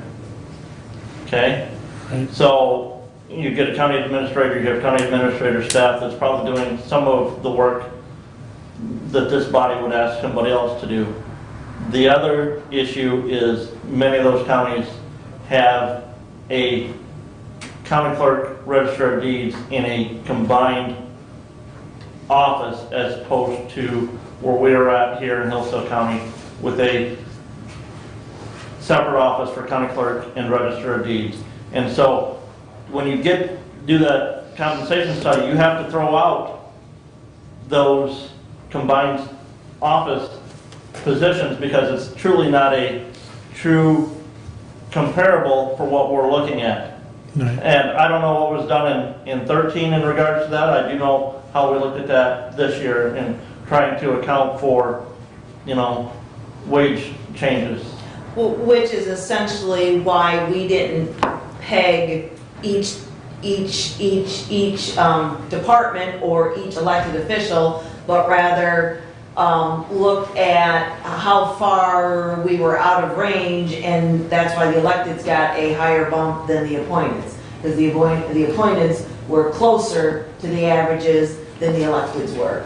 And without spending significant time or paying for a salary survey of some sort, professionals to do it, we didn't figure we had enough information to actually peg every department and put a particular wage with that department. I'm concerned about the extra money. She gets paid for her job as a secretary. The extra money is my problem. Where I do extra work, Bambi does extra work because there's not an HR person or an administrator. So, but we don't get compensated in addition. We do it as our job. The clerk should as well. Duly noted. Comment? I was thinking that at one point, I know that some of those duties were being done by an individual in Bambi's office, and Tamara, I think, did Yes. when Tamara was there. I'm talking And, liability. you know, I'm just saying though, that I think that we did fund some of those duties when Tamara was doing the insurance, we did fund, and I'm not saying that we are doing that now, Madam Treasurer, I'm just saying that. To Derek now. Right, because Derek is now doing those duties, so, and it's part of his salary, but I think that, you know, previously, when they were, that, you You're know, only doing here and there, you're not consistent. That lacks consistency, so do I. Mm-hmm, mm-hmm. Okay. It's like accounting and us, the best. It is. It is. And I hear the argument, I've heard both sides of the argument, and what was put in the budget was a $2,000 stipend at this point for the clerk. And knowing that probably as part of the budget committee, there is some real chatter about whether we will hire a part-time secretary to the board, and, you know, how that looks going forward, with the additional ARPA funds and whatnot. You know, the likelihood is there may be another position added to help with the administration of that, and how does that look going forward? And if that were to happen, then that stipend would go away. So. Okay. Anything else on that subject? Moving on, Carla, you're up. Okay, Carla Adams from Hillsdale. I have a question. Can I have the number of increase for your general funds from 2018 to 2022, because I'm under the assumption that this COVID released a lot more money than this place used to have. I have in my possession a patent from starting in 2015. It's from the Netherlands and the United States. It was updated in 2017 and finalized in 2020. It's actually the Rothschilds, along with Bill Gates, starting the coronavirus test. So we all thought the coronavirus came out. There's no way that the coronavirus came out in 2015, 2017, but we were working on a patent for it. Why is that? If there is an increase in funding for mental health services, could it be the paranoia set forth by fear mongering? And also, since when is it the taxpayer's responsibility to foot the bill for mental health when clearly we have a misrepresentation of what's going on in our policies, along with reliable information to the public of what's actually going on with the coronavirus? So my question is, how much more money is in the budget for mental health services, for general funds, and for community health from 2018 to 2022? And how much of an increase of it is from the coronavirus? Because this is unacceptable. If we have a group of people, the World Bank system, working on crippling the United States, why are we using taxpayer money to continue funding such services? Because paranoia is definitely an issue in the mental health services, but could it be, like I said, the news programming, the constant telling people that they're sick, that aggravate the situation? And why is it my child's or my future children's or grandchildren's responsibility to pay for something that we don't even have information on, and when requested, we're denied? So could you tell me from 2018 what your general fund budget was for community health and for the hospital, and what it is for this year, and how much of an increase was there? Because like I said, when I request the information, I'm denied. I can't pull those numbers up right now, Carla, but every one of our budgets from 2015 on is on our county website, on the finance department of the county website. Do you believe there's a huge increase? I just looked at 2015's budget, and I closed it out, but the total expenditure in 2015 for the county in this approved budget was $11,490,096. Okay, now that's total all county general fund. The projected budget that we have before us today shows total expenditure of $13,406,912. Now, again, without doing a deep dive to see where that difference in revenue is, where the difference in expenditure is, I can't say on that. But just take as far as you asked about hospital, nothing in our budget is an appropriation directly to the hospital. We have an appropriation for the sheriff's department and for other facilities to pay for inmate medical care. Okay, well, that's done locally at the Hillsdale Hospital when it can be done, so there's a payment to the hospital for that care for services received. We are making a payment, and there's an allocation in here to the local health department. This year, $235,592. Okay? In 2020, and I don't have the 18. In 2022, that amount to the health department was $237,486.61. 2020. I'm sorry, yes, 2020. And this year's is 235,000. Less. 235,592. And again, without going through and looking at every one of those budgets, I can't say, where it was every year from there. Our allocation number to the health department this year increased 13 cents per capita over what it was last year. But our census population is lower this year than it was from the 2010 US Census. So. The increase was less than $500, I think. Yeah, Derek? the current fiscal year budget, we're at the budget amount for the health department is at $235,000. And next year, our proposed budget that we hope to pass here in a little bit is at $235,592. Right. With a decrease of how many people do you think?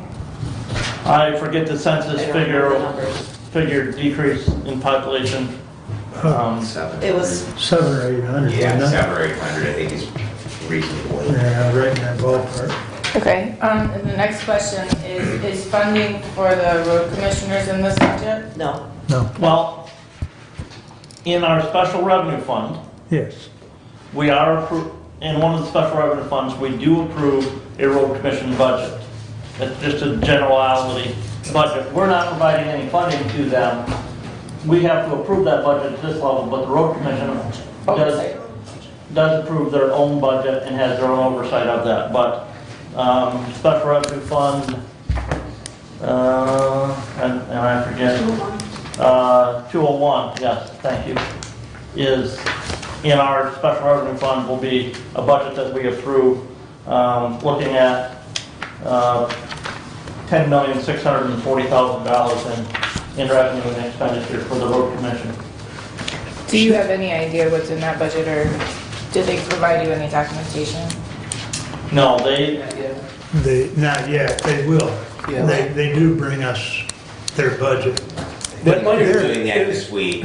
What's that? I think they're doing that. yeah, they will have a meeting on what, Thursday? Doug? Yeah, Thursday, what, 10 a.m.? 10 a.m. at Road Commission. Where they will, as a separately elected body, they will vote and approve their own budget. We have to, because the road commission is, A component unit of Hillsdale County. we have to approve a budget for them in our special revenue fund budgets. Has that gone up, or has it stayed consistent? Their funding source is different. Go ahead, Right. Brad. I know Road Commissioner Leidinger, I need to designate Gary, not Brent, reported at Adams Township last night, they were anticipating an increase of revenues this year of $1 million.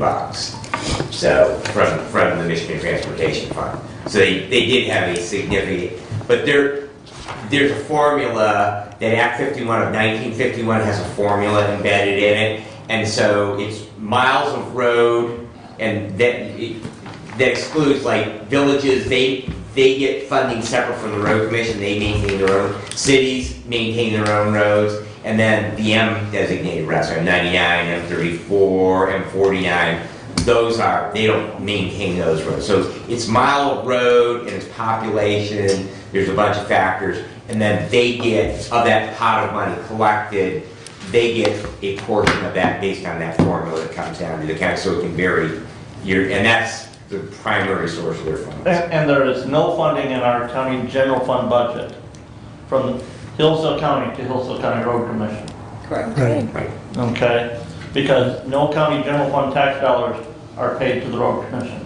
Now, there is an allocation in here of currently $25,000 to the county parks. Our county road commission, our elected county road commission, also serves as our parks trustee board. And so they oversee the county parks. And so we transfer that $25,000 from the county general fund to the county parks fund. And then the road commission board, serving as parks trustees, oversees those dollars and the spending of those dollars. And that meeting is this Thursday at 10 a.m.? The road commission meeting is Thursday. They had their parks meeting. Last week on Wednesday. Okay. The Parks meeting is monthly, typically the first Wednesday of the month. And those dates are on the road commission website. And Yes. they also are on the county calendar, on the Hillsdale County website. Okay, I guess that's all I have. Thank you. Thank you. All right. Derek, did you have anything to add? Yeah, I guess. I saw you kind of, Just because I like to muddy the water a little bit. Okay. So the health department, the line item in the budget, it also has in some of the years past, some additional allocation going to them because they procure a grant, a medical marijuana grant, that passes through us. So they submit their program, their expenses to the state approves it, they spend the money, then we submit their reimbursement to the state gives us the money, and we give it back to the health department. It's usually around 10 grand. So some of the actual activity of the past includes 10 grand or so of us passing through money to the health department. Can I ask who else is? I'm sorry. The county. The county. And then I'll also say, she touched on mental health. The Lifeways appropriation has not changed in at least 8 years. That's what we give to mental health is to Lifeways from the general fund. There's also a millage passed by the voters that funds mental health for a significant amount. But like I say, that was a millage passed by the voters. We collect the tax dollars, we pass it on to Lifeways. Now, it doesn't have to be Lifeways. It could be any mental health provider, but it is Lifeways in our case at the time. So just those notes for clarification. Thank you. And I guess just another point of clarity, Clara, on the Lifeway millage dollars. And I sit on the Lifeways board, so there is an accounting, and we get a financial accounting every month. Those dollars, Hillsdale dollars, are kept separate from Jackson because they have a millage as well. And so those millage dollars are spent in Hillsdale, and it is accounted as such. Derek, what fund revenue is the Lifeways millage? What was that? The Lifeways millage? What fund What is special it? revenue fund? Yes. Something like that. Community Mental Health Board Fund, it's 222. It's page 15 of 72, That, Okay. if that's the one we're talking does about. that list the total millage dollars? The Because it should be right around 1.3, I think. It's $755,000 in the mental health current tax collection. It's what the budget is for 2022. What's that? Is it a mill or a half mill? No, it's less than a half mil now. Okay. Yeah, it's only a half mill, so it'd be The- closer to Yes, 755 is right, yes. The projected activity for 2021 was $738,000. Our proposed budget for 2022 is $755,000. Okay. Also, is there a place that I can look up and see if there's extra, like, what extra services, how many people have utilized the extra millage? What's actually being done with the That funds? Lifeways, that would be, Website. that would be, Lifeways would have some details on that on their website, I think. Or if you would attend a Lifeways board meeting. Yeah, I can, you're looking for how many citizens have been? Well, I'm looking for like what actually has been being used with that money, if it's been beneficial, how beneficial, what's the difference between what they were offering before, how many people have used the service, gotten better, you know, anything, like a testimony Their from website. people. Yeah. I would go to the website, Lifeways Yeah, website. you can go to the website. If you don't find what you're looking for, now I do know right now we're going through a needs, much as Mary Beth said, we're going through a needs assessment, and renovation is on the horizon. Yes. I thought Mary Beth has reported on what they have done with the millage money when that came in and what services were done for Hillsdale County. And as she indicated, she will be coming back in January with Right. that full report. With their annual report and it, Right. yeah. And that'll show all good data. So, yes, Yeah, she, that'll be a great item for her. it'll either be the first or second meeting in But January. you could Look at the You last could look year's at, report. and I forget what month it was in, when she came and brought the previous fiscal year report. Right. Or fiscal year, report to us, but that would be in one of our agendas that is posted online on the county website right now. And potentially on the Lifeways website? Yes, I would guess The that there. reports might be there. She as well. brings extra copies in January, Carla, and you'd be able to get a copy of that report of what the dollars were used for, how many were serviced, what her plan is for, as she indicated, for the calendar year. She said fiscal year, but then she changed, said calendar year. because that's the other problem with both the health department and with Lifeways. Their fiscal money, on a fiscal calendar year, and then there's calendar year money, and there's two different accounting pots, if you will. So, but a lot of it's where the monies are coming from and that sort of thing. So it's a little challenging when you've got two different accounts, but And she does a good job of reporting though. we have utilized some of those mental health dollars for other entities, like the Spark program. Yes. That we took some of those dollars and allocated them for purchasing a transport vehicle. So there are other populations that, and other organizations other than Lifeways. But I guess it's a very general answer, but a lot of the dollars that Lifeways gets are directed at specific populations, and the idea with the mental health millage is it would fill some of those holes where there were people that were requesting services and Lifeways did not have funding to serve them. So the mental health dollars help plug some of those holes so that anybody who came through their door, they didn't have to say, oh, you are not a Medicaid recipient. We have a pot of Medicaid money. We can serve you because you have a Medicaid card. Oh, you're uninsured, and so we don't have a way of serving you. Those mental health dollars help fill some of that gap. All right. So. Thanks. And trying to remember in 21, at 21, there was what, 80,000 that went to Spark? Was it, do you recall? I can't tell you the dollar amount. Yeah, I don't remember, but I know there was a chunk of money taken out of those millage dollars that went to the Spark program, if you're familiar with that. So that's just one of the uses, because like Brad said, that helps fill some of those holes that we didn't have money for before.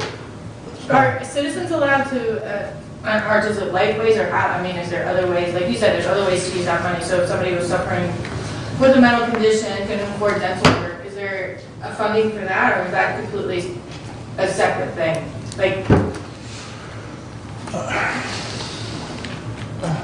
Well, Does it have to be a foundation, I guess, or? yeah, so like Spark contacted Mary Beth and then she incorporated that into her budget proposal for the millage dollars. So I guess the answer to your question is it'd have to be an entity, not necessarily an individual, I think.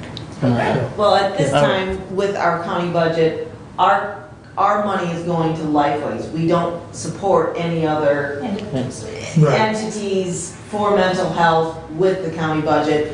We've done it through Lifeways. I know Spark spoke to this commission about their funding, and essentially it was incorporated with Lifeways versus And- this commission doing the allocation. And on that, because we're talking about a voter-approved millage, I do believe that millage doesn't specify Lifeways like some other millages that we have Right. specified Right. a certain entity that's providing those services, but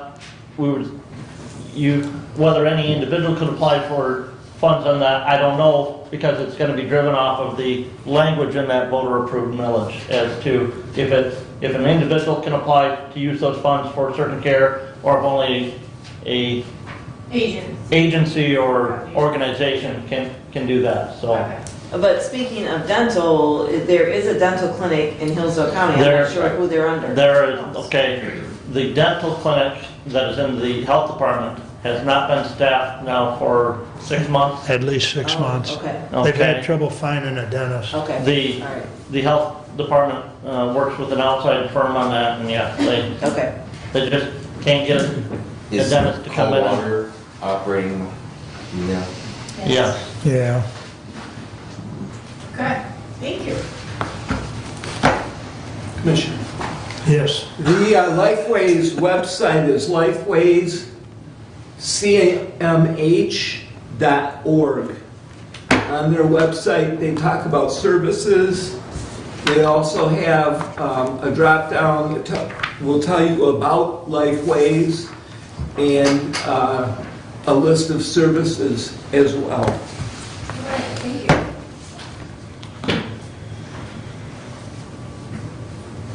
you. All right, we're still in the budget hearing. Is there any other questions on the budget? Or anything that the budget committee would like to apprise us of? Derek, I think we've had the discussions before in the board meetings, and we don't have any new information.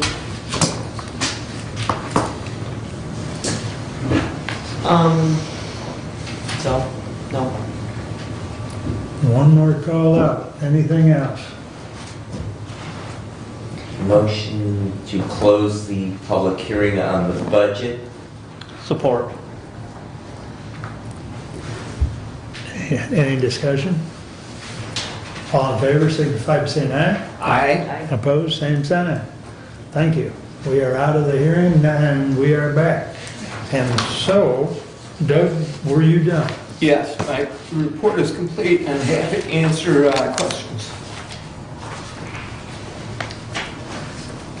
All right.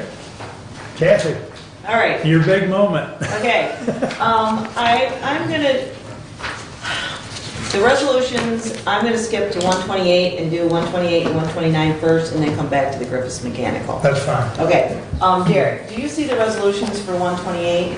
I have a question on that before I make the motion, because the total budgeted revenue was $12,820,000. Our expenditures were $13,460,000, which would make a difference in fund balance. What am I missing? I think our revenue should be the same as our expenditures for fund balance, not to change. And of course, I didn't make that close enough prior to this. Those numbers are pulled up as projected, not the, Oh, yeah. 2020 and 21 projected. Should be the same. Okay, that's all I have to change, okay. And that's what I wanted to address before I started. Okay, What's the dollar figure you have there, Kathy? $13,460,912. The budget revenue and budget expenditures should be the same number. So that's the change to that resolution. So the total 2022 budget revenue needs to read to 13,460. 912, yes. Yep. Yep, and that's what I'll read as part of the resolution. Okay, so, Resolution 21-128, to the Honorable Board of Commissioners, we recommend the approval of the 2022 general fund budget for the County of Hillsdale as proposed. 2022 final budget summary. Total 2022 budgeted revenue, $13,460,912. Fund balance projected at January 1st of 2020 is $1,784,920. Total 2022 revenue and fund balance of $15,245,832.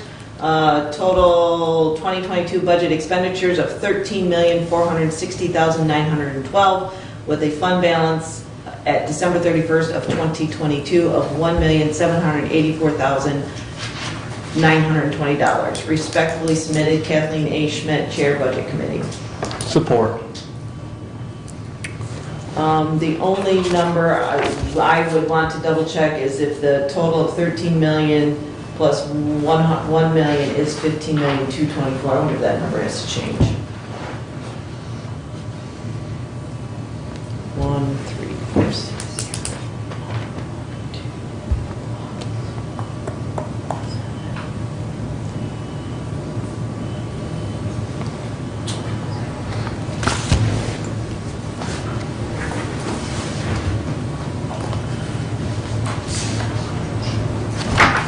Okay, with the numbers?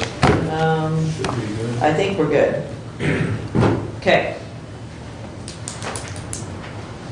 Any other comments or questions? Mr. Chair, Please. I move to amend the proposed budget by striking item 101.00-215-702-015, deleting $2,000, and increasing 101.00-901.999.028 by $2,000. What's the second one you read? Capital Projects Fund. Okay, thank So you. in lay terms, you want to eliminate, Eliminate the clerk stipend, increase move those dollars to the capital project fund.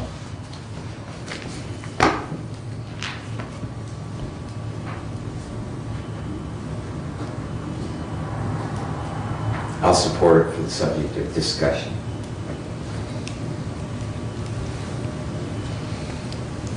It's been supported. Discussion?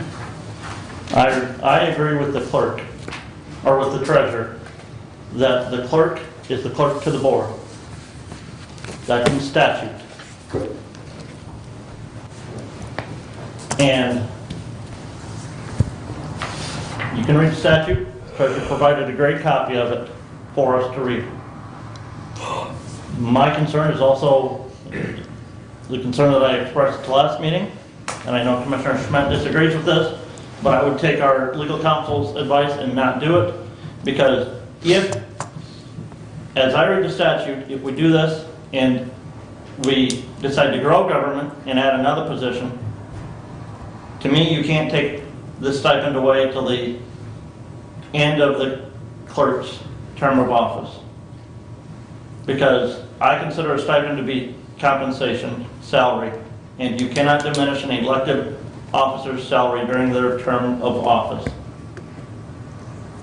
I would point out that legal opinion, that there was more than one way to read that, and again, I disagree with Commissioner Langer's interpretation of that. That same legal opinion, I think, would support a stipend for additional work, and would support having a stipend, and that you could eliminate the stipend if the work goes away.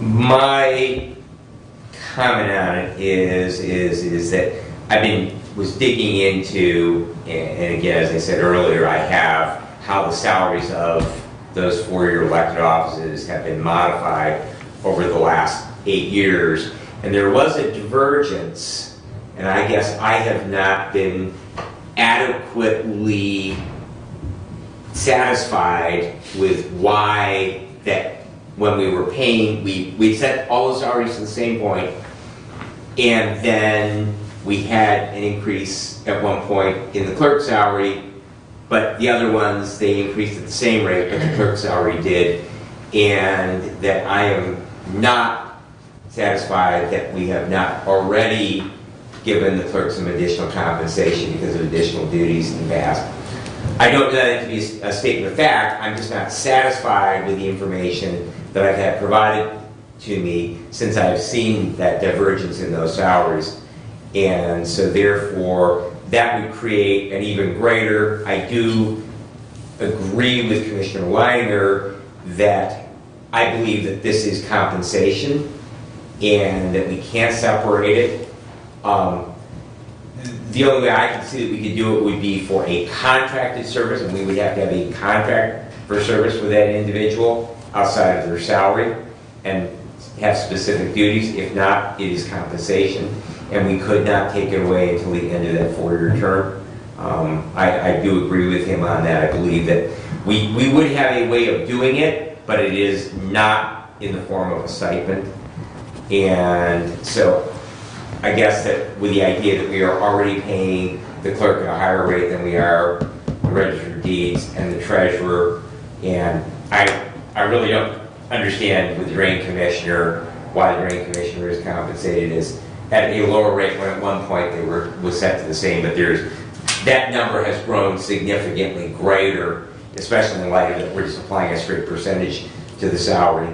So consequently, that because of all of those things, that I would speak in support of the motion. Well, keep in mind, and I know this is at least the second time you've mentioned the drain commissioner, remember the way we're set up, he gets a portion of his money from being drain commissioner, but he also gets a portion from public works.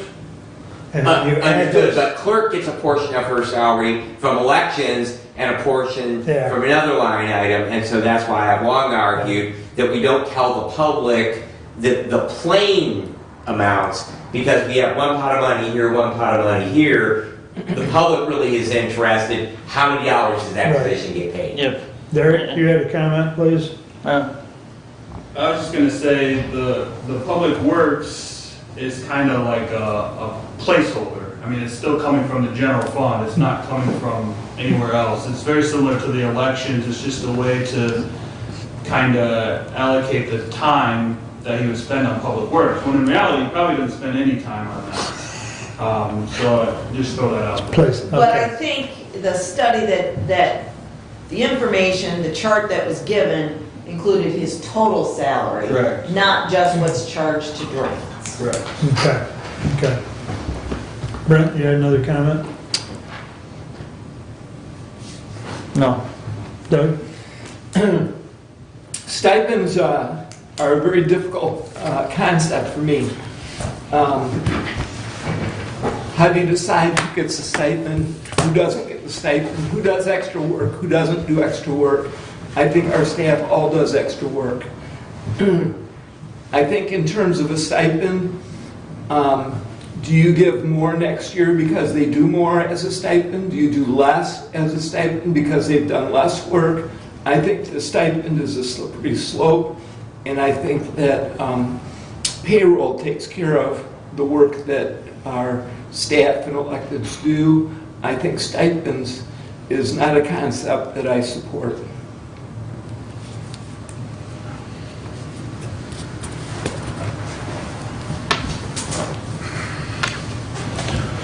All right.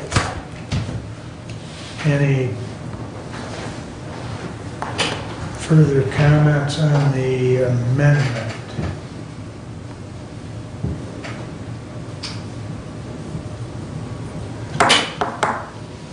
Take a roll call, please. Can you read the amendment one more time, please? The amendment is to remove the clerk's $2,000 stipend and put it in the capital projects budget. Commissioner Schmidt. Can I have one more comment first? Please. Capital projects, is that a special revenue fund? It's an allocation to the, So it's to the allocation, that's what I make sure, I didn't want to It's change, I going- didn't want to go across funds, okay. Correct. All This right, is- this so now is- I'm ready, this is I'm the- sorry. Commissioner Schmidt. Yes, yes. Excuse me, no. No. No, I'm a no. Oh my gosh, I can't even think what I'm voting on. No. Commissioner Wiley. No. Commissioner Benzie. Yes. Commissioner Leininger. yes. Commissioner Ingalls. Yes. The amendment passes 3-2. All right, we're back to the original motion as amended. If I may, Mr. Chair, I do have one more amendment. Yes, you may. I move to eliminate line 101.00-191-704.00, $2,000 stipend to the finance director, and to increase his salary line 703 by $2,000. Support. I disagree with this motion in its entirety because it was not discussed during the budget committee meetings. It was. Excuse me, can I Just a get minute. the motion, please? Again, you're giving me numbers and I actually really need to know Yes. what they are. So my motion would be to eliminate the finance department permanent salary line, which is the $2,000 stipend for the medical insurance tool that Derek does, and increase his finance manager's salary by that $2,000. Increase his salary. So you're decreasing the $2,000 stipend. Eliminating the $2,000 stipend and increasing the salary by the Okay. $2,000. Thank you. And then Doug supported. So what I will say is that that was not discussed during the budget, at the budget committee, which you are a part of. It was. And that it should have been discussed there, and I would not have a problem with having that happen here then. But this is a blind side to the budget committee, which I think is inappropriate, given that you are part of the budget committee. We discussed it. Secondly, to increase his salary doesn't increase it just by $2,000. It has a bigger impact on the budget than that, because once his salary goes up by that, there are fringe benefits that are associated with it. There are fringe benefits associated with the $2,000 stipend as well. What hasn't been decided, what we don't know is that if those fringe benefits would be the same or not. again, when you just throw it out like that, we haven't had that analysis. And so I take exception that this is coming late in the day. And we did discuss From a it, budget committee member. and we did discuss it. I mentioned many times that I am not a fan of stipends and it should go away. It should be included in the salary. That was, until today, I've not heard about that since way back when. That's not the only stipend we have either. So again, I don't think this is the time to address that because it's a bigger issue. And it's not a new stipend, it's an old stipend. And it's not the only stipend. I don't think, I take exception to the timing and the way it was done. I don't think it's appropriate. I personally think it needs to be addressed in the 23 budget process, for what it's worth. That's my 2 cents. But, Or it can be addressed going forward. right, Anytime in 2022, because we don't have the limitations Right. that we do with electeds, with appointed officials. So consequently, that discussion can take place at any time that is correct. in calendar year 2022. That is correct. Any further discussion on the amendment? The way you're smiling, do you want to withdraw it? No? I just wanted to give you the opportunity. So I think the shift from stipend to payroll is the right way to go, but I do think we need to discuss it, and the timing could be worked on in the future. Thank you, Doug. Thank you, Go Mr. ahead. Chair. I just wanted to, as part of the discussion process, to explain. Commissioner Liner, I am going to vote no against the amendment, not because I'm not supportive of it, but I do think that we need to have a more global discussion of what all stipends that we have, that we are current, because I know why those exist, because as Treasurer pointed out earlier, that we used to have an employee other than in the finance office that did health insurance, and we kind of parse those around. Nick does some things, I believe he gets some extra compensation for some things that he does. And so I think that we need to have all of the information to make an informed decision on how we're going to vote. And it's not that I agree that we should get rid of stipends and pay the individual and set the salary at that level, but I think there's a larger process at work here. And so I guess I would just simply, as part of that, task the budget committee with the idea that they come back with those numbers so that we can see all of them and then make those corrections as we need to in next year. As you know, because you past history with, on the board, stipends came about to an individual because that work sometimes moved from one individual to another individual, so the stipend moved with the job and didn't stay with the individual, much like the insurance stipend has moved, medical insurance that is. So, the creation of stipends whenever, that was some of the logic at that time, was that it would move with the job, not with the person. So, but be it as it may. Further discussion on the amendment. Roll call, please. Commissioner Wiley, No. Commissioner Benzine, No. Commissioner Leininger, Yes. Commissioner Ingalls, No. Commissioner Schmidt. No. Motion fails, 4-1. Anything else?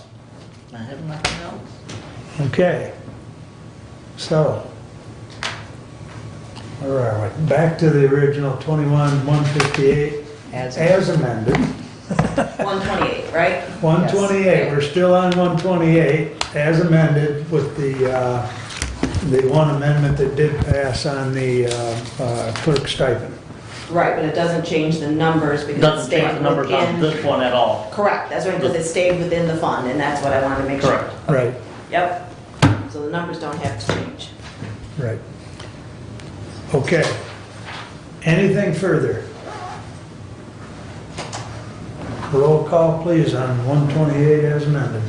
Commissioner Benzine, Yes. Commissioner Leininger, Yes. Commissioner Ingalls, Yes.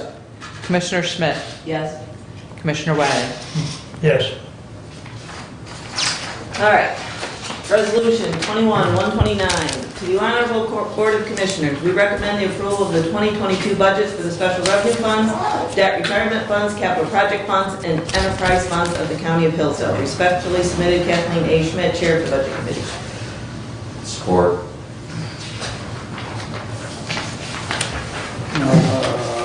129. Okay. Anything that you wanted to point out, Budget Committee or Derek? The only thing that I would point out is because of the amendment that we made and passed in the general fund budget, that the total bottom line here on these is going to be $2,000 higher because of the allocation from the general fund to the capital projects fund. Right, correct. Correct, but it's not in the motion, so we Right, don't the actually- numbers are Yes. in, Yep. the numbers are not in the motion, Yep. so, Yep, Right, right. yep, or in the resolution, so. yep. Any questions or comments? All right, 129, roll call. Commissioner Leininger, Yes. Commissioner Ingalls, Yes. Commissioner Schmidt, Yes. Commissioner Wiley, Yes. Commissioner Benzing. Yes. Okay, All right. that passes 5-0. Please continue, Kathy.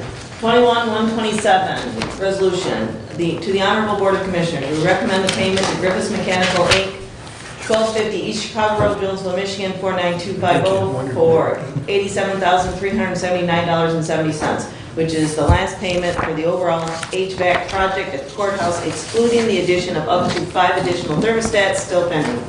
Furthermore, the amount of $87,379.70 is to be taken from the courthouse annex project construction fund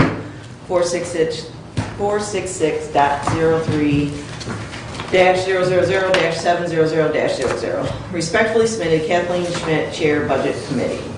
Gotta wait for a second. Support. May I add a comment in on that?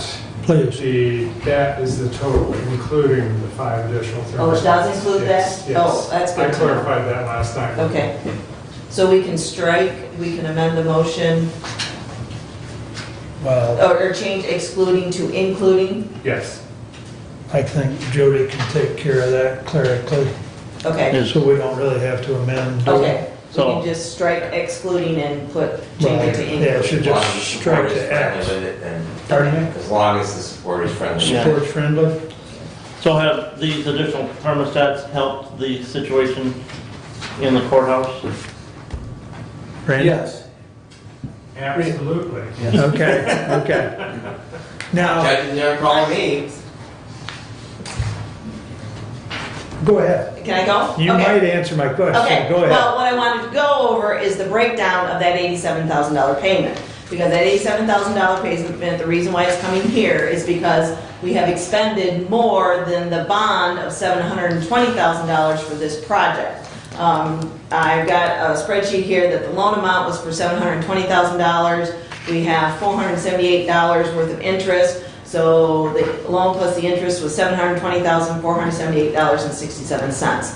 With the bond fees of $7,500 and the daily engineering costs of $10,099.70, plus the payments to Griffiths Mechanical, there were 6 of them, it takes us to $635,058.70.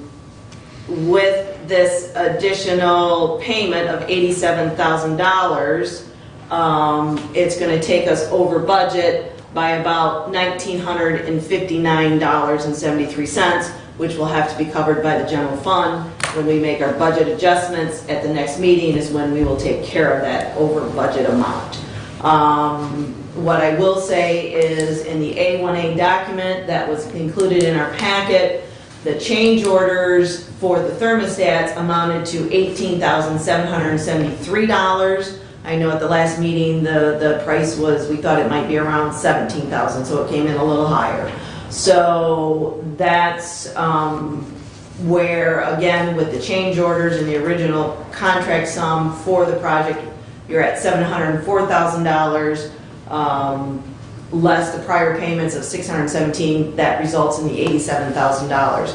So when you add in the engineering fees of 10,000 and the bond fees of 7,500, that's then where we get over the bonding amount of $720,000. And I just bring that up too, when you guys wanted the loan, Yep. I told you those were gonna come out of that first. Yep. before anything, Right. So you're aware of that. Yep. Right. So just wanted that clarification because this was okayed by Randy for payment, and then when Stephanie was paying it, she said, hey, it's more than 720, what are we gonna do? So that's why we're bringing it here, full disclosure, and I wanted everybody to understand the numbers. So that's why I talked with Derek, got the additional information, and that's where we're at, so.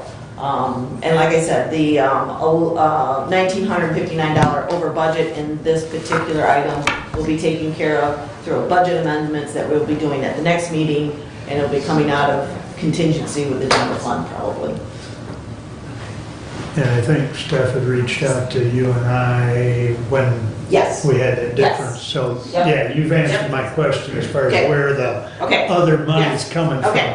So, That's what I wanted. yep, So yep, that's what I had on that. You okay. want me to just pay it out of the bond money and then the contingency reimburses, correct? Is that right, Derek? Yes. Yep. Okay. All right. Lost track of where we're at here. Payment, okay, 127. Is there any other questions on, I'm not sure if there's a difference, and I don't have all that paperwork, because I thought it was higher than that, but you probably included the interest, which I did not. Yes. Well, it should have, because I was using the bottom line of the. Right. We'll double check with Derek, but that's, when we did this analysis, Derek added in that interest, and when the interest came in, that's what reduced it down to that I would $1,900. like to have a copy of that. Right. The only thing he needs to update this sheet is to get rid of the 5 additional thermostats. We estimated that at $2,000.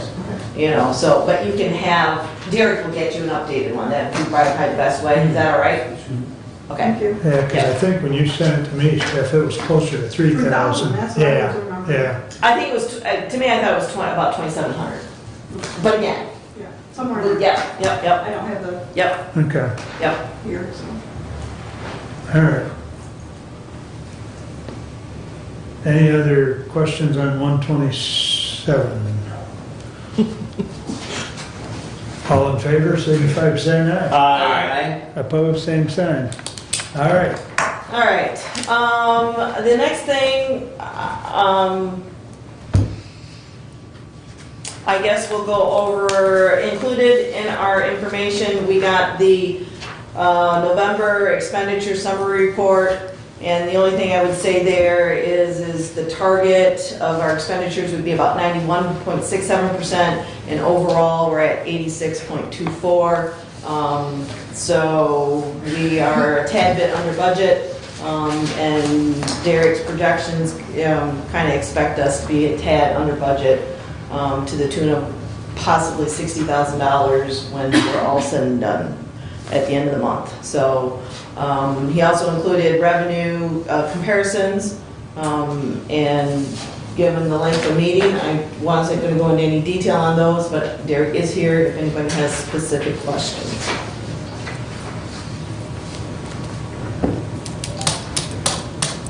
Hearing none, I'm moving on. I want to clarify that the opioid case, the revenue from that is only going to be $72,000 to the Hillsdale County. Okay, for 2022, we will get a check of approximately 72,000 in April and another one for 72 in July. Okay. So for the calendar year of 22, you'll get somewhere in the ballpark of 144. Okay. Okay? All right. I am glad I asked that question Yeah. because it's been a So- topic of discussion. So what happened is through all the legal process, that payment in April was actually supposed to come in late 21, Right. okay? But it just didn't happen. Right. So those will be the first 2 payments of 18 payments. Of approximately 72,000. Correct. Okay. And those payments will stretch out over another 16. 16 years. 16 years. And the reason I bring that up is because when I read the memo, that was my impression. I asked some questions, and I was kind of told, no, the total was 72,000, No. which doesn't correlate to what's been talked about, so that's why I wanted to ask the question and verify. So we're gonna get approximately, well, we're gonna get 18 payments of approximately $72,000 each. Correct. Okay. And And that money is not in the budget no, because it wasn't assured, and so we didn't incorporate that. So that will be something in 2022, the budget committee will have to. We'll have to Now create a we're special going with revenue fund for that. Special revenue fund, Yes. right. Yep, Right. Yep, yep. yeah, we'll have to Okay. establish a special, Right. Which special is Derek revenue able to fund. create fund lines yet? So, Not yet. And it, Okay. well, because, we bring that up because the other thing that's not in the special revenue fund is, the sheriff's department was granted some additional allocation through the state budget for radio, Right.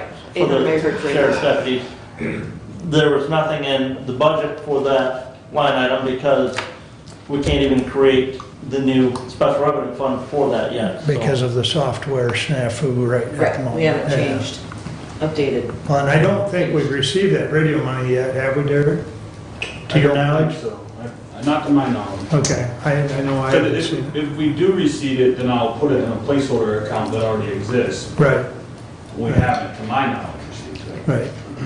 And as long as you bring up the opioid money, there is, and I'm pretty sure I sent it out, and if anybody didn't get it, I can send it out again, but there's about 15 items that we can use that money I for. don't know if I got that. I'll Send it out. I'll send it out again. Yeah. Thank you. And when we get to that process, Yeah. please include me in the discussion Sure. on allocations for that, because several of the areas that I represent in public safety would definitely be partners Okay. in proper allocation of that. I mean, one of the biggies is childcare fund, and we can use that to offset general fund dollars, but we can use it in other areas, but that is probably one of the biggest areas. Okay. So, but, okay, I'll send that back out. Okay. Other than that, I've attended some township meetings. They're still chatting about the ARPA money and the contract, still out there. Other than that, I guess what I would like to do is make a motion to suspend the board rules. And this has to do with, I am traveling over the holiday weekend, New Year's weekend. Full disclosure, I'm going to the Michigan game in Miami. And I don't want to have to be home by 9 o'clock Monday morning. So I would like to move to suspend the board rules and then change that organizational meeting to Thursday at 9 a.m. So my motion is to suspend the board rules at this point. So that would be Thursday the 6th. I think. Yes. I think your motion could encompass the change. Yes, you Okay, need to- I can't, yes. okay. I want to suspend the board rules and change the organizational meeting to Thursday at 9 a.m. on January 6th. And I will support. Thank you, Doug. Discussion? I think it's pretty clear. Yeah, I don't know why we just couldn't have an organizational meeting at the beginning of our meeting on the 13th, but Well, I'm okay with the in Thursday. speaking to another commissioner, the thought was is that meeting might be long anyway, let's not make it any longer. So, Okay. Motion on the floor. All those in favor signify by saying aye. Roll call if you would please, because it does require a 2/3 vote, suspend the rules. We can do that. Commissioner Ingalls, Yes. Commissioner Schmidt, yes. Commissioner Wiley, Yes. Commissioner Benzine, Yes. Commissioner Leininger. Yes. With items to be acquired in Miami to be later. Yes, go ahead. I think, yeah, never mind. Okay. Does that satisfy your 2/3? All right, thank you, Kathy. So with that said, our organizational meeting is set for 1/6 at 9 a.m. In the commissioner. in the commissioner's room here. All right. Anything else? That's it for me. That's all I can take today. You just spent $13 million. What kind of shopping spree is that? As usual, every penny's accounted for. Actually, more than 13 million. So, one other comment on the opioid.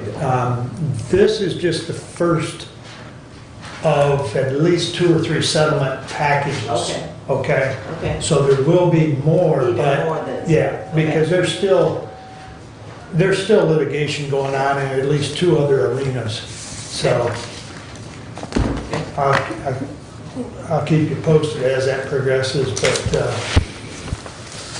Mr. Chairman, if I may. You may. Ask for a 5-minute recess. what, you want to go to afternoon already? No, but All right, That's till 1 o'clock. I'm so. fine with that.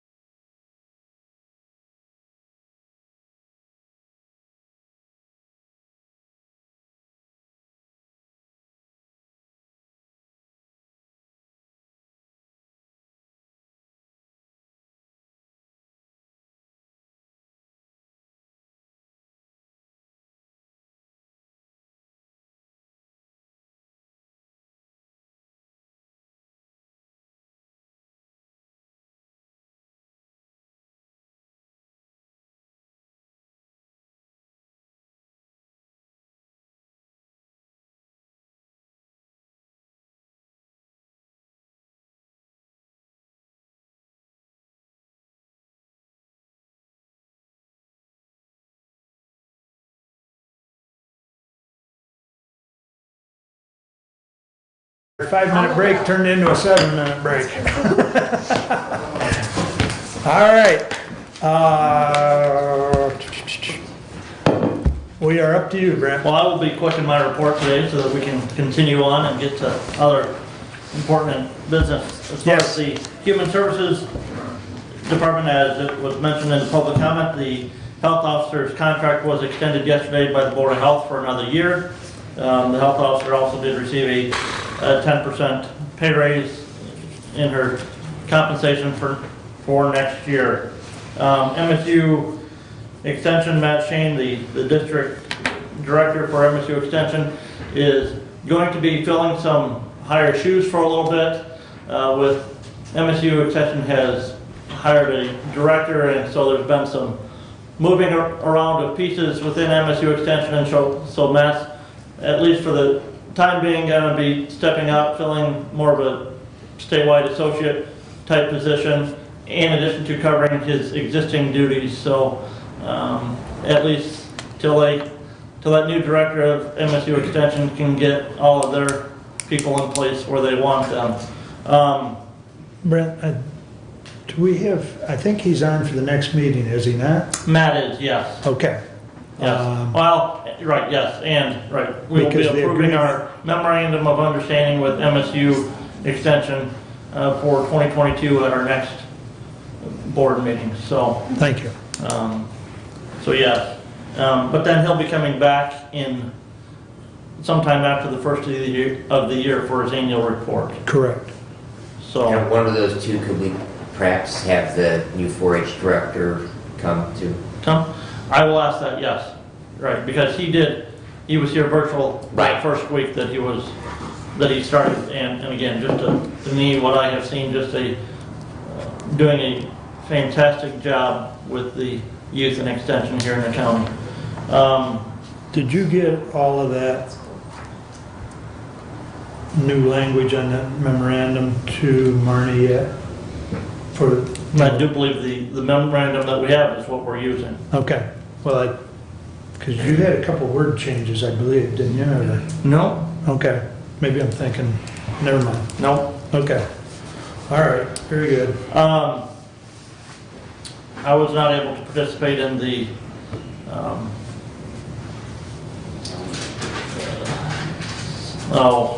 Community Action Agency meeting here the first of this month, so I'll let Commissioner Bensing talk about that. The MSU Michigan Works Southeast is continuing to work with individuals in expungement of criminal records, taking care of things like that, and continually working to try to get people into employment positions. Senior Center is adding more staff, trying to keep their facility fully staffed so that they can continue to serve the seniors' needs here in the county. So that is all that I have at this time. Any questions? When's the next Human Services network meeting? Or isn't there one scheduled? I don't think there's one scheduled for December. Okay, I will have to look at that and let you know. appreciate it. Okay. So I might just sit in next time. Just Terry Veer had reached out to me, so just broaden my horizon. I will check my calendar. Okay, appreciate it. All right. Any questions for Brent? Brad, you're up.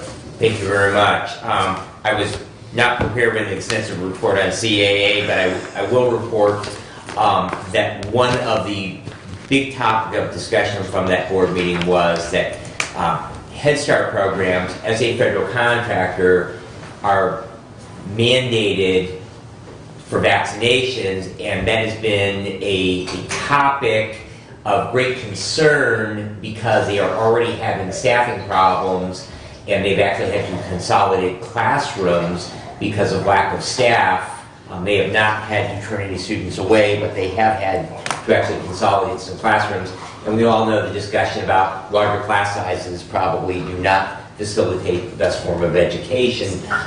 So they were going to have an extra emergency executive committee meeting to formulate a policy for mandated vaccines. However, since that meeting on the 2nd of December, the final component in regards to federal contractors has now been stayed. The mandate on that has now been stayed, and I have not heard any additional discussion if they're going to push that date back, because, again, it is a significant cause of concern. It would not only be any of their employees, but also any individual from the outside that were to come into their classrooms. So the person that delivers milk to their classrooms, the person who comes to repair any item that might be in those classrooms they would be required then to document the vaccination status of those individuals. So that will continue to be a topic of discussion with CAA.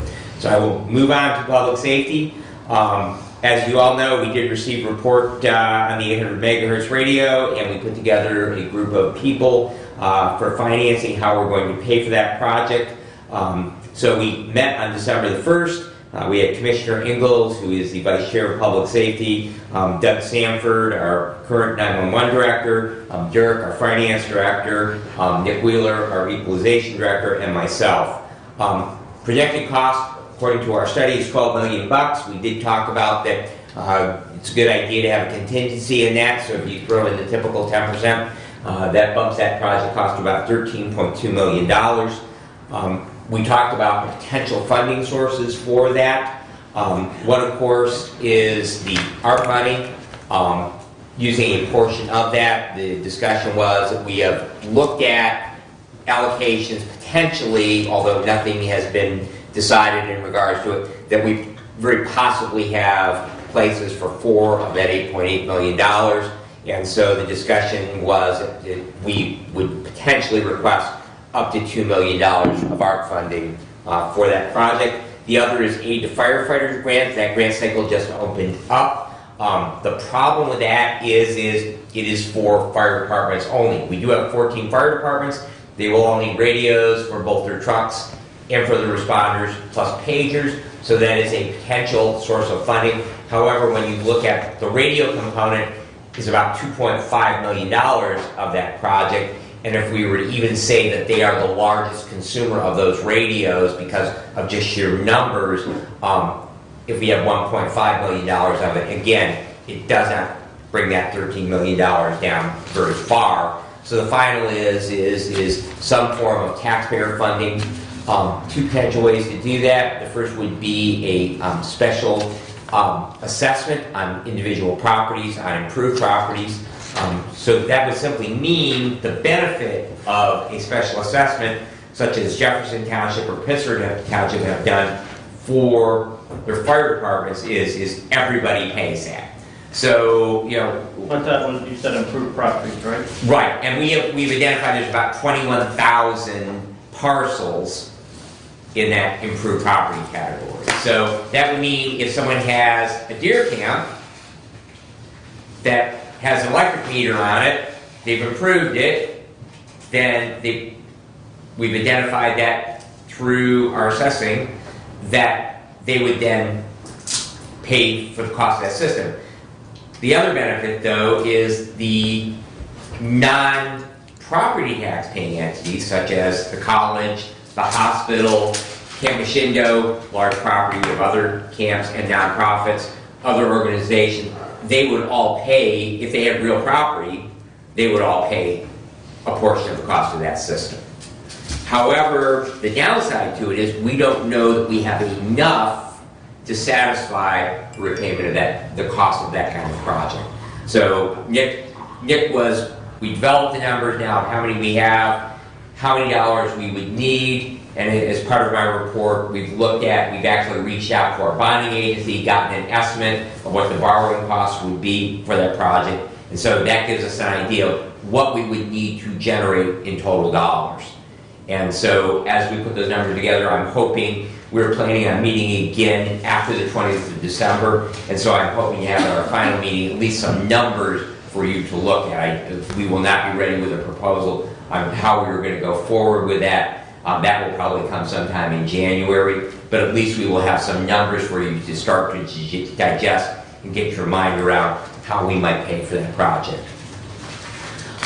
As we sit here right now, the search committee for Central Dispatch is interviewing candidates. I believe they had 7 that were coming in. One of the people who had expressed an interest in the position did decline to be interviewed and withdrew the name for consideration. And so they are hoping by the end of today to have a recommendation from that pool of candidates for the full 911 board. They do meet tomorrow at 3:30 in the afternoon at Central Dispatch. My plan is I will be at that meeting, and the idea is that the timeframe that they are moving ahead with is that they will have an offer to an individual and then for final approval by this body at our next meeting at the end of this month. So if that does not happen, because the assistant director, Tracy Peter, has also tendered his resignation, I believe you all received a copy of that by email from Doug. The plan is from the pool of applicants, because there are some people who applied that are current employees, and they expressed that they really wanted the experience of interviewing rather than believing that they would be considered for the position, that will then create a pool of people for that assistant director position. If they do have a person that they hire, then the process would be that the new head of 911 would hire their assistant. If that is not the case, then they will look at that pool of applicants and see if there is someone that the board can hire as an assistant director, with the idea have them in place at the time that Tracy leaves the first week of December, and that they can then be the acting director until such a time, hopefully it won't take 10 months like Branch County did, that they can get someone on board for that position. So they do have a series of steps in place, so that yes, the deadline is impending, but they do have a way to deal with that. So I think that we're in pretty good shape. Yes? Clarification, Tracy Peter is leaving the 1st of January, not the 1st of December. Correct, yes, I'm sorry. If I said December, I Yeah, was... he's actually, his resignation reads that he'll leave the same day that Doug leaves. Okay, which is like the 7th, 5th? Yeah, somewhere. So, January 5th or 7th. something like that. so 7th? Okay, so then another question, with Doug Sanford being on the committee for the 800 megahertz radio, is he going to continue being on the committee after he retires? He has not given me an overwhelming yes, but it is my belief that he will. I actually also had some discussions, because when you run a $13 million project, that having a project manager is a good idea. And so I have actually reached out to him with the idea that he consider the idea of a contract to be the project manager to oversee that project. And that's something that, you know, we can have further discussions on. But I do very much plan on hoping to recruit Doug, if not for a position on the 911 board, to at least continue in some way with that, because his wealth of experience is not something that we want to give up. And in talking to him, he has no plans at this point, unless Beth told you differently, of leaving the county. They plan on continuing to live here within the county. So I do know that Beth has some plans for him, but I'm hoping to be able to extract some of his time back out of him. I have another question Yes. regarding to 800 megahertz, if I may. Yes. Are you reaching out to the various townships, cities, villages, for them to contribute some of their ARPA money towards the project? We have not had a discussion yet. Okay, So- because countywide, I thought the number was close to 4.7 million, but I might be wrong on Right. that. And again, I'm not saying that, you know, every dime should go Right. towards it, but again, the radios are kind of going back to each community Right. as that discussion been had. And it would be not getting mixed up in details and things like that, and I would be happy to discuss with you, Commissioner. If there was an firefighter grant, there's a 5% match for those. And so probably the best one, we would have to have a fire department that would actually be the grantee, but probably the idea would be, it would be much like we did a countywide radio grant. Everybody would apply, and then we would consider where that 5% match, where that would then come from for that. And is that committee also gonna discuss tweaks to the Telbate study? And are we gonna implement it at exactly what they proposed? Or are we gonna talk about potential changes or adjustments due to this cost? Great question. Doug asked if he could go to Motorola and ask for Motorola, because the state system is Motorola. So the best, I mean, there are other providers, but they all then have to be integrated to work with the Motorola system. So he was going to reach out to the Motorola rep and actually get them to put together a proposal based on the information, and they may have different ideas from the Telbate study. So yes, but that is where that information will come as far as tweaking that, will then be to see what Motorola says. After they take a look at that, they've digested it, and then come back to us with some numbers. I don't know if you can answer this question, but it's one that's been percolating in my brain quite some time. Okay. And that Telbate study says that we need $2.7 million or 2.5, I don't remember which, for radios. Right. But the sheriff's department has a grant for $200,000, and that's going to take care of the sheriff's department. How come we need 2.7 or 2.5 million for the rest of the radios? Are there that many more radios? Fire, first of all, you have to remember, fire, every truck has a radio in it. Every fire station has a radio, so there's 14 fire stations, right? So every truck, so let's just throw out a number, looking at my department, we have 6 trucks.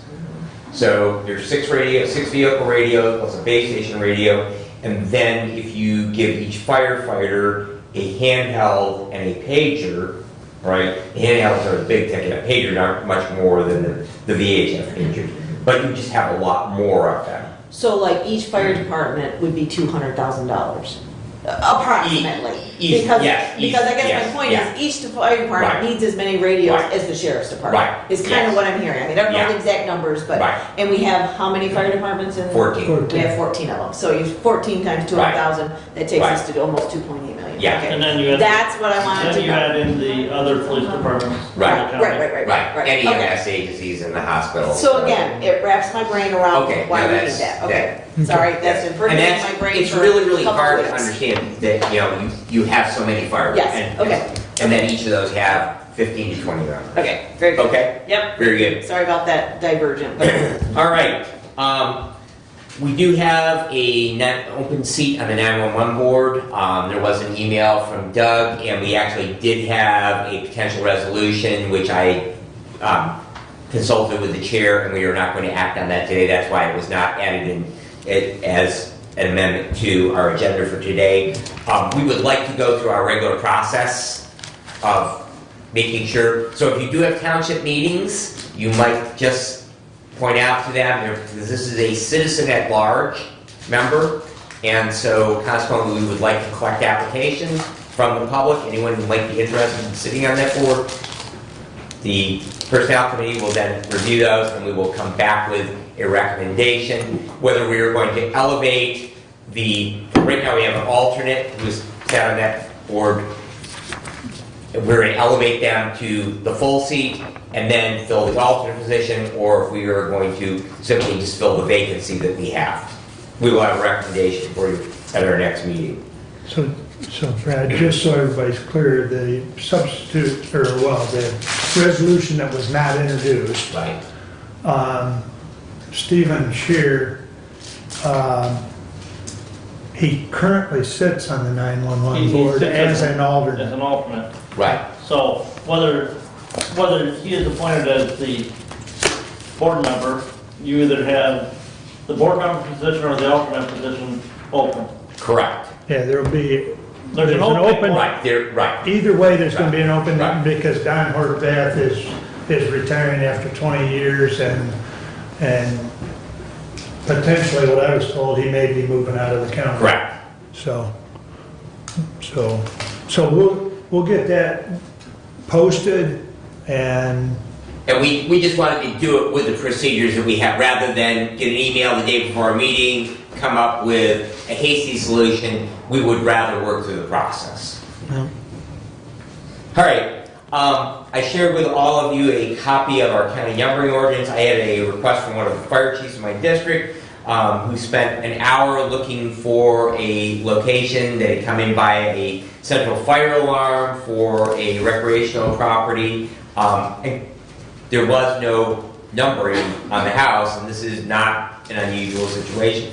I can tell you that doing service calls in Hillsdale County can sometimes be interesting because it's sometimes hard to find numbers on people's houses. So anyways, he asked if we, because it's our ordinance for the county, we actually have a law that says you have to have a number on your mailbox or on your house. And that was passed back in 1983, 40 years ago almost. And so he asked if we could increase awareness in that. Some of the fire departments are willing to produce the reflective signs for a small fee. And if you are unable to put those up, my experience has been those fire departments will probably be more than glad because it helps them help you get that up on a post outside or on your residence to find them visible. However, as part of that, I hate when we have laws that we have no means of. If we have laws, we need to have people following them, we need to have a means of enforcement. So right now, our ordinance says you're subject to a $100 fine, but there's really nothing on how that happens. So my suggestion is I'm a great proponent of sunsets, so you come back and have to look at ordinances. This ordinance was passed in 1983, and I would suggest that we perhaps work with our building inspection department and that we revisit in how that we are handling that ordinance. If we have, through public safety, police, fire, or EMS, a property that is noted that does not have an identifiable number on it, that there be a process in place that building inspection would receive notice of that, and they could then, under the office of the building inspector, we'll have to change our ordinance, under the office that they would receive a letter, any time for him to comply, much as they would any other violation that we have an ordinance in place for. That takes because like I say, right now, we have an ordinance that law enforcement could cite somebody under, but I'm sure that our sheriff's department has a lot better uses of their time, and really this is a civil issue, and so I think that probably building inspection is the best vehicle for that. And so I wanted to bring it to you, and if there is interest in updating that ordinance, we'll make sure that it works with master plan and planning commission because it talks about all of those components, and then we would look at updating and making it so that we had it a little bit more enforceable.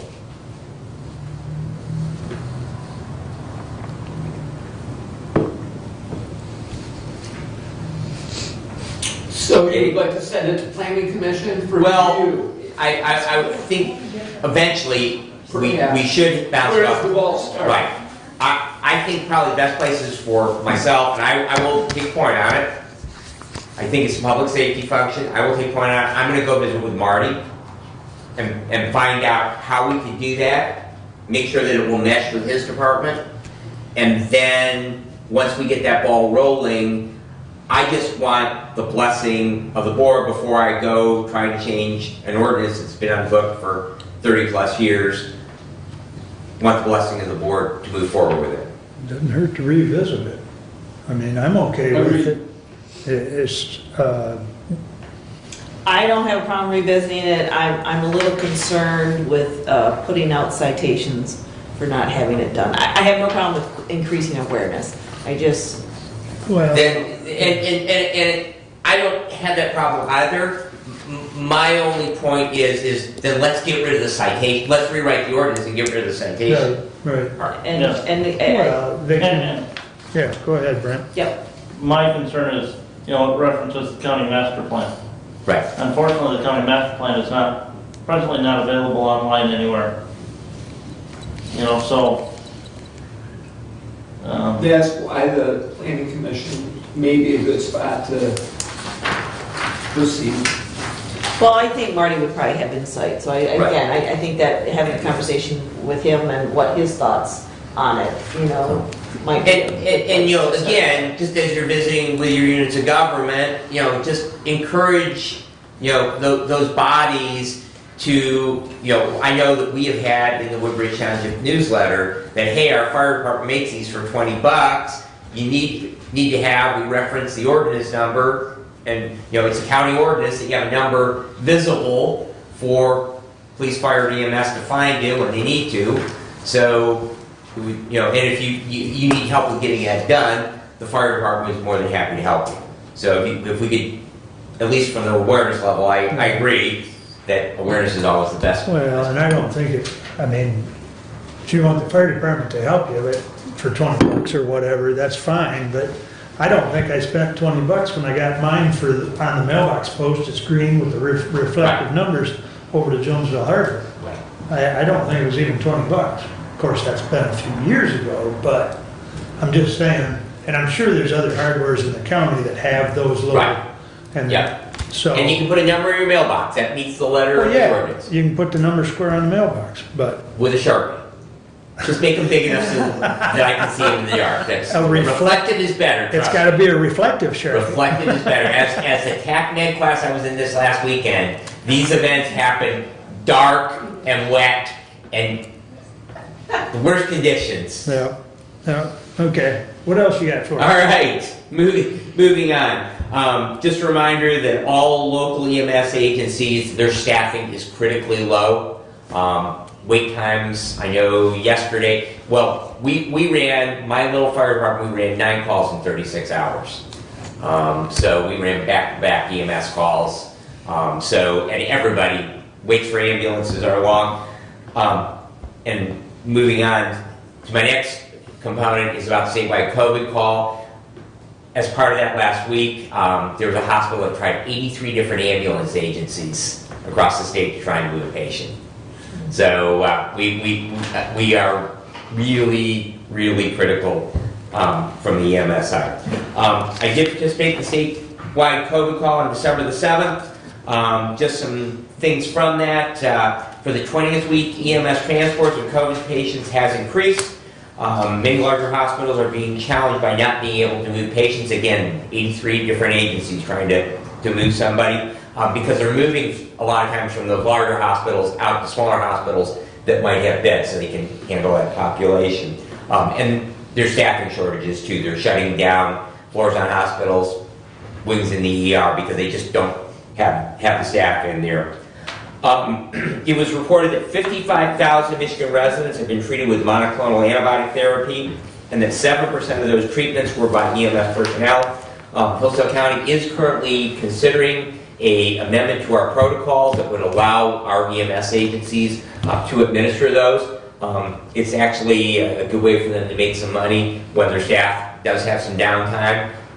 Usually what they do is, it's not an ambulance that you're going to go out, so you're burning an ambulance. It's just you add some time and run a clinic for it, and it just gives your personnel an opportunity for some additional hours if they want to work, and it provides some additional revenues for the agencies.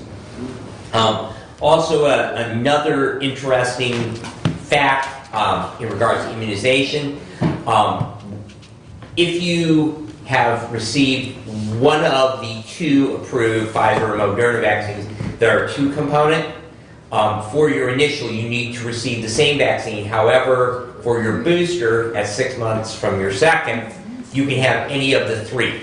You can have Johnson & Johnson, you can have Moderna or Pfizer. It does not matter which one. There also is a recommendation that those people who are immunocompromised or in that high-risk group, that they receive a 4th, just reporting what was reported on our COVID call. Also, in regards to the monoclonal antibodies, if you have received monoclonal antibodies, you need to wait 6 months. If you are not vaccinated prior to that, or you need a booster, you need to wait 6 months. However, if you have a positive COVID diagnosis, has been some debate. The current best practice is you can be, as soon as you are asymptomatic, you can immediately now be vaccinated by best practices. And I don't know, Health Department has had similar reports on that. All right, moving on, we did have our monthly prevention works meeting. That is our local substance use disorder coalition that was held on December the 9th. Again, we did not have a quorum present.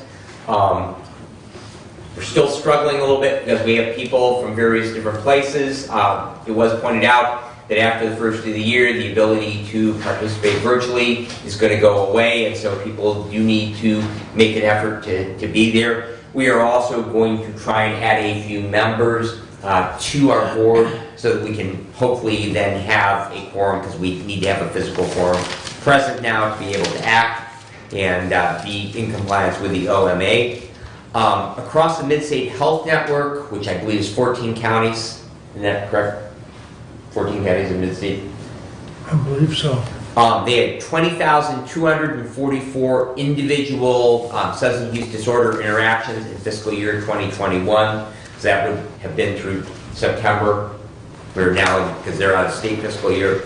Prevention programs are being well received, and Commissioner Leininger, the Waldron School Board, is to be commended. They actually have the best participation in Hillsdale County amongst public school districts in regards to prevention programs. And I believe that they said they have 55 students at Waldron that are involved in those. Those mostly concentrate on tobacco and alcohol. Yeah, and I know, yes, they're doing something right now also with Lifeways on some other, youth involvement training type issues, so. But thank you. So that is appreciated that they have embraced that. There also are programs running in Reading and Camden Frontier School Districts. We're working on revitalizing prevention actions because with COVID for the last 2 years, that stuff has been difficult. We have $5,000 every year to spend on prevention programs. It's a portion of convention facilities taxes that flows on down for substance use disorder. So Cobo Hall and the Amway complex there. Those are convention facilities, and others similar with the one in Lansing. There's actually a tax on those facilities that then flows down to the 83 counties for prevention. We get $5,000 for that. So we're working on revitalizing that, and hopefully we are going to have a plan at our next meeting on January 13th on how we are going to utilize those going forward. The County Security Committee did meet. One of the things that they did ask, we have a hiring policy in place now. We have a separation policy. The one thing that we have talked about is if we have an involuntary discharge of an employee and how we are going to handle that, and we have a written policy. The suggestion was made that I reach out to 44 North for some help on crafting how we're going to handle that. And so I will get contact information and I will reach out to them. We also did talk about the updating on the employee handbooks. We in the past have had two separate ones, one for the courts, one for the rest of the employees. That process is moving forward, and I know that now it is just a calendar issue with the judges so that we can get that all together, and we will continue to move forward with that. We did not have any capital improvement projects that were funded. One of the requests that we had made was for AEDs and stop the bleed materials. That was around $26,000, I believe, to get into the buildings. The sheriff expressed that he felt it was really, really important that we get that up and going. And so he volunteered to look at his budget to see if there were any dollars remaining in his 2021 budget. And then the courts as well echoed that they would look at as well and see if they had any dollars that we might be able to get that funded. And so we can at least, because we're probably still looking at 3 to 4 months lead time on purchasing that equipment. It like gators is pretty difficult, and like a lot of other things to get, so we want to get that moving forward. We are planning on having, in the first quarter of 2022, CPR training for all of our employees, and we'll work out the logistics so that we don't starve any departments for employees in that. But we want to make sure that all of our employees are trained in CPR, stop the bleed, and in naloxone or Narcan administration, because we do have the public in and out. And as part of our opioid settlement, we can use some of those dollars for training. And so we do have first aid kits throughout the building, and one of the components that we will include in those first aid kits is naloxone. So we also did talk about, we have building captains on each floor. We have 2 people that are responsible for if we have a tornado, we have a fire in our buildings, and we have an active shooter, that they coordinate to see that our employees are either evacuated out of the building, and we have identified all of those people in all of our buildings that we have. And we also have those first aid boxes, and we are trying to locate them because we used to supply them and we're not really sure where all they're at. We want those to be in the possession of those floor captains so that they have those, they know where they're at, and then all the employees will know who those people, so if you need a Band-Aid or you need something else, that they can go there and obtain those. And then the last item that I have, I learned last night from Road Commissioner Leininger that the Montgomery Road Bridge, a favorite subject of discussion, has been delayed again because the state of Michigan, who was bidding all of those federal critical bridge fund monies, they decided that they were going to take all of the bidding slots for their projects, and so that project is now not slated to be bid until spring of 2022. So I will be following up today. 2022 or 2023? 2022. It was supposed to be bid in October of 2021. There's another bid cycle.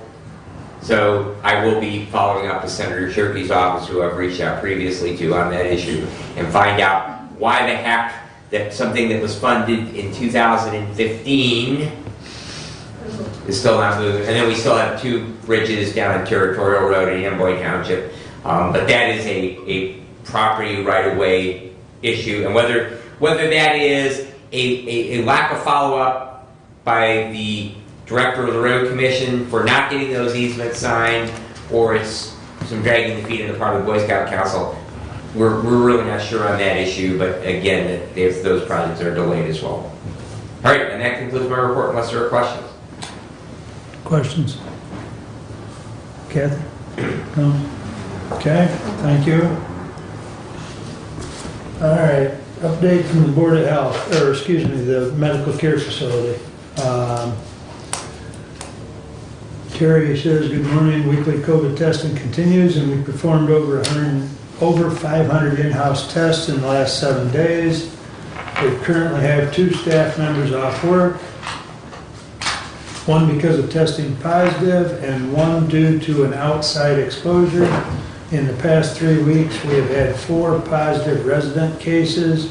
Monoclonal therapy has been made available, and we continue to see excellent results with this therapy. Today, we have 0 positive residents in the facility, and our last resident from the isolation unit will return to their room this week. Visiting does continue at the facility with enhanced infection control protocols. Vaccination clinics are ongoing, including all 3 vaccination types and corresponding boosters. Despite the mandatory healthcare worker vaccination stay, we continue to have staff deciding to be vaccinated, and our staff vaccination rate is at 71%. CNA classes continue with a new class starting mid-January. Anyone interested in becoming a certified nurse assistant, please contact the facility human resources department. So that's the report from medical care today. The DHHS building is a county-owned building. The contract for that building is coming due this next calendar year, or at least the discussion on it is. And unfortunately, the guy that I've dealt with before on it has retired. So now I've got to start all over. But Derek and I have a whole, I think I've got most of it at home, but him and I have worked out some different things, as well as with Randy, that we did in the last round of negotiations. one of the things we're looking at doing, and the state is amicable to this, it's just we've got to get back to the table. Right now, expenses out there, like when Randy sends Earl out to work on HVAC, that sort of maintenance on that, we submit that to DHHS and we get reimbursed a portion of that cost. What Derek and Randy and I have talked about is we want that as just as a cash lease or a cash contract and do away with the, submitting expenses. So that would up the square footage, rental cost. And actually, the state is trying to move away from these reimbursement type contracts, so. They want more of a true fixed cost as opposed to Yeah, potential. get rid of the variable cost, yeah. So they're in the process as well, so it's just a matter of getting back to the table. But I'll keep you posted. I talked to them probably 2 weeks ago on the phone, they were gonna follow up, and I haven't heard anything, so I'm probably gonna have to call them again, just to get them at the table, so, because it's not a very expedient process. Because any discussion is done with, they've got a separate department that handles all leases and buildings. So once we get done negotiating with them, then that's gotta go back to the head of DHHS, not our local head, but, the head in Lansing. And then they make their changes, it comes back to the building, and then back to us, so. Doug? So Randy has received the letter that you're talking about, that they intend to renew the lease. Okay, he had not shared that with me yet. Right, so he has, DHS has sent two facilities the intent to renew the 5-year lease, and I have asked Randy to send me the lease so I can review the lease and look at it. It's my understanding that the letter of intent is really a letter of acknowledgement that we understand they do intend to renew the lease. The terms of the lease, I'm not sure, can be adjusted. The terms of the renewal are... No, that lease is up. They've already used their option.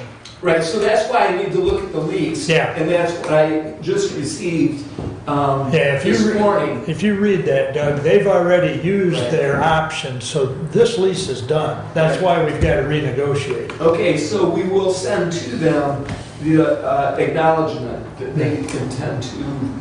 Well, they're already aware, they just, Right. they need to get off ground zero. Right, we have a letter we need to sign, though, they've asked for that signature. Okay. Randy can sign that and send it back. Yes, we will do that. Okay. And I do want to look at the lease. Yeah, well, the current lease will expire, All righty.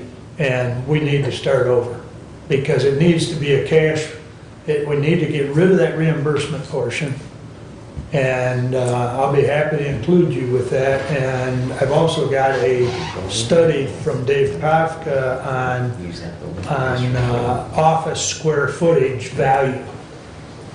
And he did that a couple years ago, but I'm sure it's still relatively close. Thank you. So, very good. I'll get with you on that. The only other thing I wanted to share, which if you had not seen the employee news and notes, is that Gwen Dutton, after 48 years in probate court, is going to retire this month. So, that's a long time in county. So, but that's all I have, unless there's a question or a comment. And Brent, you have the ball. Excuse me? Move to go into closed session to discuss attorney-client privilege report. All in favor, or no, excuse me. Roll call, please. Commissioner Schmidt? Yes? Commissioner Wiley? Yes. Commissioner Benzie? Yes. Commissioner Leininger? Yes. Commissioner Ingalls? Yes. All right, if we could please have everyone, with the exception of Stephanie, step out for a few minutes. We will let you know when we go back to open session.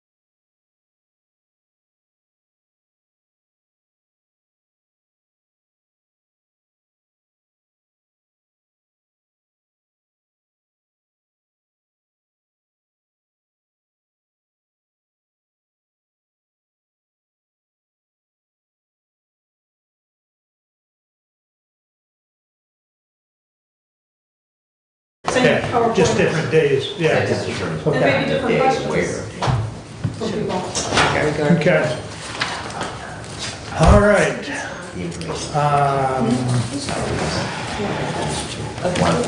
That brings us up to public comment. Anyone wish to address the board at this point? Who was that? That was the YouTube coming back online. Oh, thank you. Okay. I do, if they want to go first, that's fine. Whomever, Stephanie, go ahead, Steph. I just wanted to update on the closing on Tuesdays and Thursdays. It's worked pretty well. We've had a couple irate people. We knew that would happen. Unfortunately, on those days, I've been choosing to use those afternoons to go to the bank in Coldwater. Anytime I go there, it's either 45 minutes at the counter to 2 hours. One night I was there, I didn't get home until 10 after 7. I left at 10 after 6. So I've been using those days instead of being away from the work out in front, so I can help out front. So that's why I've done that. So I still need to continue this because what happened, I hired 2 people. One started, one didn't. The day after the weekend, or the Monday after Thanksgiving, my second employee got in an accident and declined to come to work. So then I had to hire somebody else, which I did, but they can't start till the 27th. So I still have one new person is all, and then Beth's retiring on the 7th. So I'd like to continue it at least until February, because settlement is in March and they probably should be open for Tuesdays and Thursdays. Hopefully I'll have somebody up to speed where they can wait the counter like normal. Go ahead. My only concern, Stephanie, and I fully understand, your problem. My only concern is those individuals that are part of the tax foreclosure process that have past due property taxes and they want to come in. I realize We have alternate ways, just like when we were closed for COVID. Yeah. We have a Dropbox, they can mail it. Come in on the days we're open. So, like I said, I just don't want to minimize their opportunity. Not that they haven't had plenty of opportunity. As we're getting into that final countdown, that's my only concern about having that off. Okay, so let's just do January then. And do you need both days, and maybe just, or could you reduce it to one day? Is that an I would option? have 2 days if I do it till just January. Oh, as of January 1st, you would open up? No, the end of January. The end of January? So starting in February. And is the bank problem is still ongoing? It's hopefully going to get cleared up. We're getting trained on Thursday with the new bank, their processes. I'm not sure how long that's take. We don't have checks yet, so I can't cut my ties, which I still can't cut my ties with the bank because the bank recs aren't up to date yet. So I have a million things going on. Just Stephanie, I forget, when did we approve that? You When? called in? When did I we approve? think it was in October. October, I think. Right. Yeah. And we were gonna revisit it in December, so I think we're revisiting it. Yep. Do we need a motion to allow you to stay? No, closed?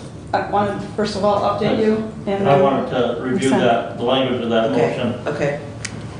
If you want to bring it to the next That's meeting, right. that's Oh, fine. we can address this at the next meeting. Yeah. Okay, perfect. I just wanted to All right. update you. All right, thank you, Thank you. Steph.